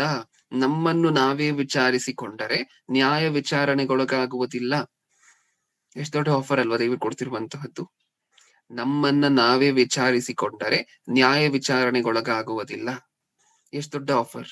ನ್ಯಾಯ ವಿಚಾರಣೆಗೆ ಹೋಗುವಂತ ಅವಶ್ಯಕತೆ ಇಲ್ವಂತೆ, ನ್ಯಾಯ ವಿಚಾರಣೆಗೆ ಒಳಪಡಿಸೋದಿಲ್ವಂತೆ ದೇವ್ರು ನಮ್ಮನ್ನ. ಯಾವಾಗ ನಮ್ಮನ್ನ ನಾವೇ ಕೇಳ್ಕೊಂಡ್ರೆ, ನಾವು ಮಾಡಿರುವಂತಹ ತಪ್ಪ ಅಂತ ಹೇಳಿ ನಾವೇ ಕೂತ್ಕೊಂಡು ನಮ್ಮ ತಪ್ಪುಗಳ ಬಗ್ಗೆ ಆಲೋಚನೆ ಮಾಡಿದ್ರೆ, ನಾವೇ ಕೂತ್ಕೊಂಡು ಯೋಚನೆ ಮಾಡಿದ್ರೆ ನಮ್ಮ ನಡವಳಿಕೆಯ ಬಗ್ಗೆ, ದೇವರಲ್ಲಿ ನಮ್ಮನ್ನ ನ್ಯಾಯ ವಿಚಾರಣೆಗೆ ಒಳಪಡಿಸೋದಿಲ್ವಂತೆ. ದೇವ್ರು ನೀನ್ ಮಾಡಿರುವಂತ ಯಾಕೆಂದ್ರೆ ದೇವ್ರ ನೀಟಾಗಿರುವಂತ, ಕ್ಲೀನ್ ಆಗಿರುವಂತ ಒಂದು ಪ್ರೊಸೀಜರ್ ಅನ್ನ ಇಟ್ಟಿದ್ದಾರೆ. ಪ್ರತಿಯೊಬ್ಬೊಬ್ಬರನ್ನು ನರಕಕ್ಕೆ ಕಳಿಸುವುದಕ್ಕಿಂತ ಮುಂಚೆ ದೇವರು ಏನ್ ತೋರಿಸ್ತಾರೆ? ಪ್ರತಿಯೊಬ್ಬೊಬ್ಬರನ್ನು ಸಹ ನರಕಕ್ಕೆ ಕಳಿಸುವುದಕ್ಕಿಂತ ಮುಂಚೆ ದೇವರು ಏನಂತ ಹೇಳಿ ಕಳಿಸ್ತಾರೆ? ಏನ್ ಹೇಳಿ ಕಳಿಸ್ತಾರೆ? ಏನ್ ಅರ್ಥ ಮಾಡಿಸಿ ಕಳಿಸ್ತಾರೆ? ನಾವು ಸುಮಾರು ಸರಿ ಓದಿದೀವಲ್ಲ ಪ್ರಿಯರೇ. ಮತ್ತಾಯ ಬರೆದ ಸುವಾರ್ತೆ 25ನೇ ಅಧ್ಯಾಯ 40ನೇ ವಚನ, ಆ ಸಬ್ ಡಿವಿಷನ್ ಎಲ್ಲ ಪೂರ್ತಿ ಓದಿದೀವ, ಸಾಕಷ್ಟು ಸಾರಿ ಓದಿದೀವಿ. ಏನ್ ಅರ್ಥ ಆಯ್ತು ನಮ್ಗೆ ಅದರಲ್ಲಿ ಹೇಳಿ? ಬಲಗಡೆ ಪರಲೋಕಕ್ಕೆ ಯಾರನ್ನಾದ್ರೂ ಕಳಿಸ್ತಿದ್ದಾರೆ ಅಂತ ಹೇಳಿದ್ರೆ ಅವ್ರು ಏನ್ ಮಾಡಿದ್ರು ಅಂತ ಹೇಳಿ ಅವ್ರಿಗೆ ಹೇಳ್ಕೊಡ್ತಿದ್ದಾರೆ. ನೀವ್ ಏನ್ ಮಾಡಿದ್ದಕ್ಕೆ ಪರಲೋಕಕ್ಕೆ ಹೋಗ್ತಿದ್ದೀರಾ? ಏನಕ್ಕೋಸ್ಕರ ಪರಲೋಕಕ್ಕೆ ಹೋಗ್ತಿದ್ದಾರೆ? ನಾನು ವಸ್ತ್ರ ಇಲ್ಲದೆ ಇದ್ದೆ, ದಿಗಂಬರನಾಗಿದ್ದೆ, ನೀವ್ ನನಗ್ ವಸ್ತ್ರ ಕೊಟ್ರಿ. ನನ್ ಕುಡಿಯಲಿಕ್ಕೆ ಇಲ್ಲದೆ ಇದ್ದೆ, ನೀವ್ ನನಗೆ ಕುಡಿಯಲಿಕ್ಕೆ ಕೊಟ್ರಿ. ಹೌದಾ? ಇದನ್ನೆಲ್ಲ ಹೇಳಿದ್ರ ಹಾಗಿದ್ರೆ ನೀವು ಮಾಡಿರುವಂತ ಒಳ್ಳೆ ಕ್ರಿಯೆಗಳು ಇದು. ನೀವು ಪರಲೋಕಕ್ಕೆ ಅರ್ಹರು, ಬನ್ನಿ ಪ್ರಪಂಚದ ಆದಿಯಿಂದ ನಿಮಗೋಸ್ಕರ ಸಿದ್ಧ ಮಾಡಿರುವಂತಹ ಈ ಲೋಕವನ್ನ ವಶಪಡಿಸಿಕೊಳ್ಳಿ ಅಂತ ಹೇಳ್ತಾರೆ. ಓಕೆ, ಈ ಎಡಗಡೆ ಇರುವಂತವ್ರಿಗೆ ಏನ್ ಹೇಳ್ತಾರೆ? ಏನ್ ಹೇಳ್ತಾರೆ? ಧರ್ಮವನ್ನು ಮೀರಿ ನಡೆದವರೇ, ಸೈತಾನನಿಗೂ ಪಿಶಾಚನಿಗೂ ಒಳಗಾದವರೇ. ಓಕೆ, ಇವ್ರ ಧರ್ಮ ಸರಿ. ಇವ್ರು ಏನಕ್ಕೋಸ್ಕರ ಹೋಗ್ತಿಲ್ಲ ಪರಲೋಕಕ್ಕೆ? ಏನಕ್ಕೋಸ್ಕರ ಪರಲೋಕವನ್ನ ಕಳ್ಕೊಂಡ್ರು ಇವ್ರು? ಇಷ್ಟಕ್ಕೂ ನಾನು ಹಸಿದಿದ್ದೆನು, ನೀವು ಆಹಾರವನ್ನು ಕೊಟ್ಟಿಲ್ಲ. ನಾನು ಬಾಯಾರಿದ್ದೆನು, ನೀವು ನೀರನ್ನು ಕೊಟ್ಟಿಲ್ಲ. ನಾನು ಬಟ್ಟೆ ಇಲ್ಲದವನಾಗಿದ್ದೇನೆ, ಬಟ್ಟೆಯನ್ನು ಕೊಟ್ಟಿಲ್ಲ. ಇದು ಅರ್ಥ ಆಯ್ತಾ ನಮಗೆ?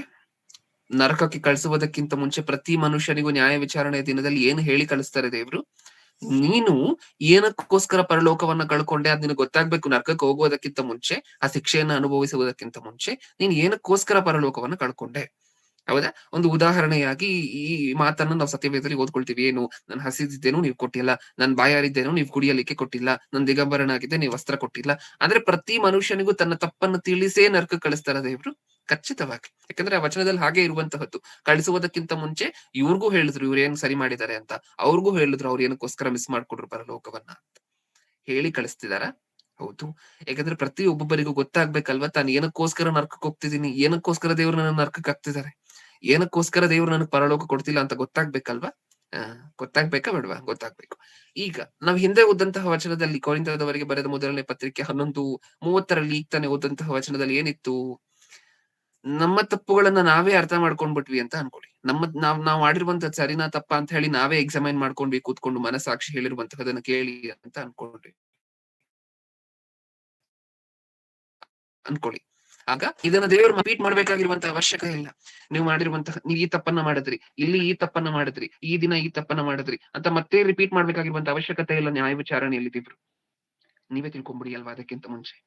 ನೀವು ಮಾಡಿರುವಂತದ್ದು ಸರಿನಾ ತಪ್ಪಾ ಅಂತ ಹೇಳಿ, ನೀವು ಮಾಡುತ್ತಿರುವಂತಹದ್ದು ಸರಿನಾ ತಪ್ಪಾ ಅಂತ ಹೇಳಿ ನೀವೇ ಮುಂಚೆನೆ ತಿಳ್ಕೊಳ್ಳಿ ಅಲ್ವಾ?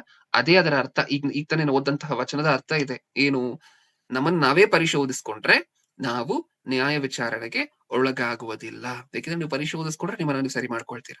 ಪರಿಶೋಧಿಸ್ಕೊಂಡಿಲ್ಲ ಅಂದ್ರೆ ಮಾತ್ರ ತಪ್ಪನ್ನ ಹಾಗೆ ಮಾಡ್ತಾ ಮಾಡ್ತಾ ಮಾಡ್ತಾ ಮಾಡ್ತಾ ಹೋಗ್ತಿರ್ತೀರಾ. ಪರಿಶೋಧಿಸ್ಕೊಂಡು ನೋಡ್ಕೊಂಡ್ರೆ ಗೊತ್ತಾಗುತ್ತೆ. ನಿಮ್ಮ ಮನಸ್ಸಾಕ್ಷಿ ನಿಮ್ಗೆ ನೀಟಾಗಿ ಹೇಳುತ್ತೆ, ನೀನ್ ಮಾಡಿರುವಂತಹ ತಪ್ಪು ಬದಲಾದ್ರೆ ಪರಲೋಕಕ್ಕೆ ಹೋಗ್ತೀಯಾ, ಬದಲಾಗದೆ ಹೋದ್ರೆ ನರಕಕ್ಕೆ ಹೋಗ್ತೀಯಾ ಅಂತ ನೀಟಾಗಿ ಹೇಳುತ್ತೆ. ಆ ಮಾತನ್ನ ಕೇಳಿ ಸೀರಿಯಸ್ ಆಗಿ ತಗೊಂಡು ಅದ್ರ ಮೇಲೆ ವರ್ಕ್ ಮಾಡಿ, ಹಾರ್ಡ್ ವರ್ಕ್ ಮಾಡಿ ನಮ್ಮನ್ನ ನಾವು ಸರಿ ಮಾಡ್ಕೊಂಡ್ವಿ ಅಂತ ಅನ್ಕೊಳ್ಳಿ. ಅವಶ್ಯಕತೆ ಇರೋದಿಲ್ಲ ನ್ಯಾಯ ವಿಚಾರಣೆಗೆ ಮತ್ತೆ ಹೋಗಿ ನಿಂತು, ಹೌದಾ, ದೇವ್ರ ಮುಂದೆ ದೇವ್ರಾಗಿ ದೇವ್ರೆ ನೀನ್ ಮಾಡಿರುವಂತಹ ತಪ್ಪು, ಇದು ತಪ್ಪು, ಇದು ತಪ್ಪು, ಇದು ತಪ್ಪು ಅಂತ ಹೇಳುವಂತ ಅವಶ್ಯಕತೆ ಇರೋದಿಲ್ಲ. ಅರ್ಥ ಆಯ್ತಾ ನಮಗೆ? ಮನಸ್ಸಾಕ್ಷಿ ಅನ್ನುವಂತಹದ್ದು ಎಷ್ಟು ಮುಖ್ಯವಾಗಿದೆ ಅಂತ ಹೇಳಿ ಅರ್ಥ ಆಯ್ತಾ ನಮಗೆ? ನಮ್ಮನ್ನ ನಾವು ಪರಿಶೋಧನೆ ಮಾಡ್ಕೊಳ್ಳುವಂತಹದ್ದು ಎಷ್ಟು ಮುಖ್ಯ ಅಂತ ಹೇಳಿ ನಮಗೆ ಅರ್ಥ ಆಯ್ತಾ? ನಮ್ಮನ್ನ ನಾವು ಪರಿಶೋಧನೆ ಮಾಡ್ಕೊಳ್ಳುವಂತಹದ್ದು ಎಷ್ಟು ಉನ್ನತವಾಗಿದೆ ಅಂತ ಹೇಳಿದ್ರೆ ದೇವ್ರೇ ಹೇಳ್ತಿದ್ದಾರೆ, ನಿಮ್ಮನ್ನ ನೀವೇ ಪರಿಶೋಧನೆ ಮಾಡ್ಕೊಂಡ್ರ, ನಿಮ್ಮ ತಪ್ಪುಗಳನ್ನ ನೀವೇ ಅರ್ಥ ಮಾಡ್ಕೊಂಡ್ರ, ಹಾಗಾದ್ರೆ ನಾನು ನಿಮ್ಮ ತಪ್ಪನ್ನ ಮತ್ತೆ ಎತ್ತಿ ತೋರಿಸುವಂತ ಅವಶ್ಯಕತೆ ಇಲ್ಲ ನ್ಯಾಯ ವಿಚಾರಣೆಯ ದಿನದಲ್ಲಿ. ಓಕೆ, ಮಾಡ್ಕೋತೀರಾ ಮಕ್ಳ ಅಂತ ಹೇಳಿ ಕೇಳ್ತಿದ್ದಾರೆ. ಓಕೆ ಅಂತ ಹೇಳೋಣ ದೇವ್ರ ಮುಂದೆ. ಹೌದು.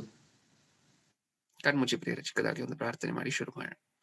ಪ್ರೀತಿಯುಳ್ಳ ಪರಲೋಕದಲ್ಲಿರುವ ನಮ್ಮ ತಂದೆಗೆ, ಅಪ್ಪ, ಒಂದು ಅತ್ಯದ್ಭುತವಾಗಿರುವಂತಹ ಸಂದೇಶವನ್ನ ನಮಗೆ ಕೊಟ್ಟಿದ್ದೀರಾ ತಂದೆ. ಹೌದು, ಈ ಪ್ರಪಂಚದಲ್ಲಿ ಯಾರೂ ಸಹ ನ್ಯಾಯ ವಿಚಾರಣೆಯ ದಿನದಲ್ಲಿ ನಿಂತು ನನಗ್ ಗೊತ್ತಿರ್ಲಿಲ್ಲ, ನನಗ್ ಯಾರು ಹೇಳಲಿಲ್ಲ, ನನ್ನ ಅರಿವಿರ್ಲಿಲ್ಲ ಅನ್ನುವಂತ ಹೇಳಿಕೆಗಳನ್ನ ಕೊಡದೇ ಇರುವಂತೆ ನೀವು ಮಾಡಿದ್ದೀರ ತಂದೆ. ಏಕೆಂದ್ರೆ ನಿಮ್ಮನ್ನ ತಿಳ್ಕೊಂಡ್ಲಿಕ್ಕೆ, ನಿಜವಾದ ದೇವರನ್ನ ಅರ್ಥ ಮಾಡ್ಕೊಳ್ಲಿಕ್ಕೆ ಇರುವಂತಹ ಪ್ರತಿ ಪಾಸಿಬಿಲಿಟೀಸ್ ಅನ್ನು, ಪ್ರತಿ ಅವಕಾಶವನ್ನು ನೀವು ಕೊಟ್ಟಿದ್ದೀರಾ. ನಾವ್ ಯಾವತ್ತಾದ್ರೂ ಒಂದು ದಿನ ಪ್ರಪಂಚದಲ್ಲಿ ಇಷ್ಟೊಂದು ಇಷ್ಟೊಂದು ವಿಚಾರಗಳನ್ನ ದೇವರುಗಳು ಅಂತ ಹೇಳಿ ಮನುಷ್ಯರು ಹೇಳ್ತಿರ್ಬೇಕಾದ್ರೆ ಕೂತು ಸೀರಿಯಸ್ ಆಗಿ ಆಲೋಚನೆ ಮಾಡಿದ್ರೆ ಯಾವ್ದು ನಿಜವಾದ ದೇವ್ರು, ಯಾವ್ದು ನಿಜವಾದ ದೇವರಲ್ಲ ಅಂತ ಹೇಳಿ ನಮ್ಮ ಕಾಮನ್ ಸೆನ್ಸ್, ನೀವು ನಮಗೆ ಕೊಟ್ಟಿರುವಂತಹ ಮನಸ್ಸಾಕ್ಷಿಯ ಸಹಾಯದಿಂದ ನಾವು ಆಲೋಚನೆ ಮಾಡಿದ್ರು ಸಹ ನಮ್ಗೆ ಯಾವತ್ತೋ ಅರ್ಥ ಆಗೋಗ್ತಿತ್ತು ತಂದೆ, ಯಾರು ನಿಜವಾದ ದೇವ್ರು, ಯಾರು ನಿಜವಾದ ದೇವ್ರಲ್ಲ ಅಂತ ಹೇಳಿ. ಯಾವ್ದು ನಿಜವಾಗ್ಲೂ ದೈವ ಗ್ರಂಥ, ಯಾವ್ದು ನಿಜವಾಗ್ಲೂ ದೈವ ಗ್ರಂಥ ಅಲ್ಲ ಅಂತ ಅರ್ಥ ಆಗೋಗ್ತಿತ್ತು ಅಪ್ಪ. ಇನ್ನೂ ಸಾಕಷ್ಟು ಜನರಿಗೆ ನನಗೆ ಅರ್ಥ ಆಗ್ತಿಲ್ಲ, ತಿಳ್ಕೊಂಡಿಲ್ಲ ಅನ್ನುವಂತ ಹೇಳಿಕೆಗಳನ್ನ ಕೊಡ್ತಿದ್ದಾರೆ ಅಂದ್ರೆ ಅದಕ್ಕೆ ಕಾರಣ ಅವ್ರು ಯಾವತ್ತೂ ಸಹ ತಮ್ಮನ್ನ ತಾವು ಪರಿಶೋಧನೆ ಮಾಡ್ಕೊಂಡಿಲ್ಲ, ತಾವು ಮಾಡ್ತಿರುವಂತಹದ್ದು ಸರಿ ಅಂತ ಹೇಳಿ ಪರಿಶೋಧನೆ ಮಾಡ್ಕೊಂಡಿಲ್ಲ, ತಮ್ಮ ಮನಸ್ಸಾಕ್ಷಿ ಹೇಳ್ತಿರುವಂತಹ ಸರಿಯಾಗಿರುವಂತಹ ವಿಚಾರಗಳನ್ನ ಯಾವತ್ತೂ ಕಿವಿಗೊಟ್ಟು ಆಲಿಸಿಲ್ಲ ಅಂತ ಹೇಳಿ ನಮ್ಗೆ ಅರ್ಥ ಆಯ್ತು ತಂದೆ. ನಾವು ಆ ರೀತಿ ಆಗದಂತೆ ನಮ್ಮ ಮನಸ್ಸಾಕ್ಷಿ ಪ್ರತಿ ವಾರನೂ ಸಹ ನಮ್ಮ ಮನಸ್ಸಾಕ್ಷಿಯ ಮಾತನ್ನ ಕೇಳುವಂತಹ ಅವಕಾಶ ನೀವು ಕೊಟ್ಟಿದ್ದೀರಾ. ನಾವು ರೊಟ್ಟಿ ಕಾರ್ಯಕ್ರಮಕ್ಕೆ ಕೈ ಹಾಕಬೇಕಾದ್ರೆ ನಮ್ಮನ್ನು ನಾವೇ ಪರಿಶೋಧನೆ ಮಾಡ್ಕೊಳ್ಳಿ ಅಂತ ಹೇಳಿದ್ದೀರಾ. ಹೌದು ಹೌದು ತಂದೆ. ಪ್ರತಿ ತಪ್ಪನ್ನ ಮಾಡ್ತಿರ್ಬೇಕಾದ್ರೆ ಅಥವಾ ಪ್ರತಿ ಕ್ರಿಯೆಯನ್ನ ಮಾಡ್ತಿರ್ಬೇಕಾದ್ರೆ ಇದು ತಪ್ಪೋ ಸರಿನೋ ಅಂತ ಹೇಳಿ ಪರಿಶೋಧನೆ ಮಾಡ್ಕೊಳ್ಳಿ ಮಕ್ಕಳ, ನಿಮ್ಮನ್ನ ನೀವೇ ಅಂತ ಹೇಳಿದ್ದೀರಾ ತಂದೆ. ನಮ್ಮ ಜೀವನದುದ್ದಕ್ಕೂ ಸಹ ನಮ್ಮನ್ನ ಇನ್ನೊಬ್ಬರು ಪರಿಶೋಧನೆ ಮಾಡ್ತಿದ್ರು ತಂದೆ. ನಮ್ಮ ಶಾಲೆಗಳಲ್ಲಿ ನಾವು ಬರೆದಿರುವಂತಹ ಉತ್ತರವನ್ನ ಇನ್ನೊಬ್ಬರು ಪರಿಶೀಲನೆ ಮಾಡ್ತಿದ್ರು. ಕಾಲೇಜ್ಗಳಲ್ಲಿ ನಾವು ಬರೆದಿರುವಂತಹ ಉತ್ತರವನ್ನ ಇನ್ನೊಬ್ಬರು ಪರಿಶೋಧನೆ ಮಾಡ್ತಿದ್ರು. ಆದ್ರೆ ನಮ್ಮನ್ನ ನಾವೇ ಪರಿಶೋಧನೆ ಮಾಡ್ಕೊಡ್ಲಿಕ್ಕೆ ಅವಕಾಶ ಕೊಟ್ಟಿರುವಂತಹ ಏಕೈಕ ತಂದೆ ಅಂತ ಹೇಳಿದ್ರೆ ನೀವು ಒಬ್ಬರೇ ತಂದೆ. ಈ ಅವಕಾಶವನ್ನ ನಾವು ಉಪಯೋಗ ಮಾಡಿಕೊಂಡು ನಿಮ್ಮ ಮುಂದೆ ಧೈರ್ಯವಂತರಾಗಿ ನಿಂತು ಆ ಪರಲೋಕ ರಾಜ್ಯವನ್ನ ಸ್ವತಂತ್ರಿಸಿಕೊಳ್ಳುವಂತಹ ಮಕ್ಕಳಾಗಿ ನಮ್ಮನ್ನು ಮಾರ್ಪಡಿಸಿ, ಕೇಳಿರುವಂತಹ ಪ್ರತಿಯೊಬ್ಬೊಬ್ಬರನ್ನೂ ಸಹ ಆತ್ಮಕ್ಕೆ ಸಂಬಂಧಪಟ್ಟಂತಹ ಆಶೀರ್ವಾದಗಳಿಂದ ಆಶೀರ್ವದಿಸಿ ಅನ್ನುವಂತಹ ಬೇಡಿಕೆ ನಿಮ್ಮ ಮುಂದೆ ಇಡ್ತಾ, ಕೇಳಿರುವಂತಹ ಪ್ರತಿಯೊಬ್ಬೊಬ್ಬರು ಇನ್ನೂ ಸಹ ಜ್ಞಾನದಲ್ಲಿ ಉತ್ತಮರಾಗಿ ಉತ್ತೀರ್ಣರಾಗಿ ಬೆಳೆಯುವಂತೆ ಅವರ ಮನೆ ಸಮಸ್ಯೆಗಳು, ಅವರ ಮನಸ್ಸಿಗೆ ಮನಃಶಾಂತಿಯನ್ನ ಹಿಡಿದಿಟ್ಟಿರುವಂತಹ ವಿಚಾರಗಳು ನಿಮಗ್ ಗೊತ್ತು ತಂದೆ. ಅದಕ್ಕೆಲ್ಲವೂ ಸಹ ತಕ್ಕ ಸಮಯದಲ್ಲಿ ಪರಿಹಾರ ನೀವು ಕೊಡ್ತೀರಾ ಅನ್ನುವಂತಹದನ್ನ ನಾವು ನಂಬ್ತಾ, ಪ್ರತಿಯೊಬ್ಬೊಬ್ಬ ದೈವ ಸೇವಕರು, ವಾಕ್ಯ ಹೇಳುವಂತಹ ಪ್ರತಿಯೊಬ್ಬೊಬ್ಬ ದೈವ ಸೇವಕರು ತಂದೆ, ಅವರ ಪರಿಸ್ಥಿತಿಗಳು, ಅವರ ಜ್ಞಾನಕ್ಕೆ ಸಂಬಂಧಪಟ್ಟಂತಹ ಪರಿಸ್ಥಿತಿ, ಅವರ ಆರೋಗ್ಯಕ್ಕೆ ಸಂಬಂಧಪಟ್ಟಿರುವಂತಹ ಪರಿಸ್ಥಿತಿ, ಅವರ ಮನೆ ಪರಿಸ್ಥಿತಿಗಳು, ಅವರ ಅವಶ್ಯಕತೆಗಳು ನಿಮಗೆ ಗೊತ್ತು ಅಪ್ಪ. ಪ್ರತಿಯೊಂದೊಂದನ್ನು ಸಹ ನೀವೇ ಕೇರ್ ಮಾಡಿ ಅನ್ನುವಂತಹ ಬೇಡಿಕೆಯನ್ನು ನಿಮ್ಮ ಮುಂದೆ ಇಡ್ತಾ, ಹಾಗೆ ಈ ಕಾರ್ಯಕ್ರಮಕ್ಕೆ ಕಾರಣಕರ್ತರಾಗಿರುವಂತಹ ರಾಮೋಣನವರು, ಅವರ ಕುಟುಂಬದವರು, ಇಷ್ಟು ಜನಕ್ಕೆ ಸುವಾರ್ತೆಯನ್ನ ಹೇಳಿ ಮತ್ತೆ ಹೊಸಬರನ್ನ ಜಾಯಿನ್ ಮಾಡಿ ಕರ್ಕೊಂಡ್ ಬರ್ತಿರುವಂತಹ ಪ್ರತಿಯೊಬ್ಬೊಬ್ಬರು, ಇದಕ್ಕೋಸ್ಕರ ಪ್ರಯಾಸ ಪಡ್ತಿರುವಂತಹ ಎಲ್ಲರನ್ನೂ ಸಹ ಒಮ್ಮೆ ನೆನಪಿಸ್ಕೊಳ್ಳಿ ಅನ್ನುವಂತಹ ಬೇಡಿಕೆ ನಿಮ್ಮ ಮುಂದೆ ಇಡ್ತಾ, ನನ್ನ ಪ್ರಾರ್ಥನೆ ಯೇಸು ಕ್ರಿಸ್ತರ ನಾಮದಲ್ಲಿ ಸಮರ್ಪಿಸಿ ಬೇಡಿಕೊಳ್ಳುತ್ತಿದ್ದೇನೆ ಪರಲೋಕದಲ್ಲಿರುವ ನಮ್ಮ ತಂದೆಯೇ, ಆಮೆನ್. ನಮ್ಮ ತಂದೆಯಾದ ದೇವರ ಪ್ರೀತಿ, ನಮ್ಮ ರಕ್ಷಕರು, ವಿಮೋಚಕರು, ಸ್ವತಃ ದೇವರು ಆಗಿರುವಂತಹ ಯೇಸು ಕ್ರಿಸ್ತರ ಕೃಪೆಯು, ಪರಿಶುದ್ಧಾತ್ಮ ದೇವರ ಅನ್ಯೋನ್ಯ ಸಹವಾಸ ಇಂದು ಎಂದು ಸದಾಕಾಲವೂ ನಮ್ಮೆಲ್ಲರೊಂದಿಗೂ ಇರಲಿ. ಆಮೆನ್.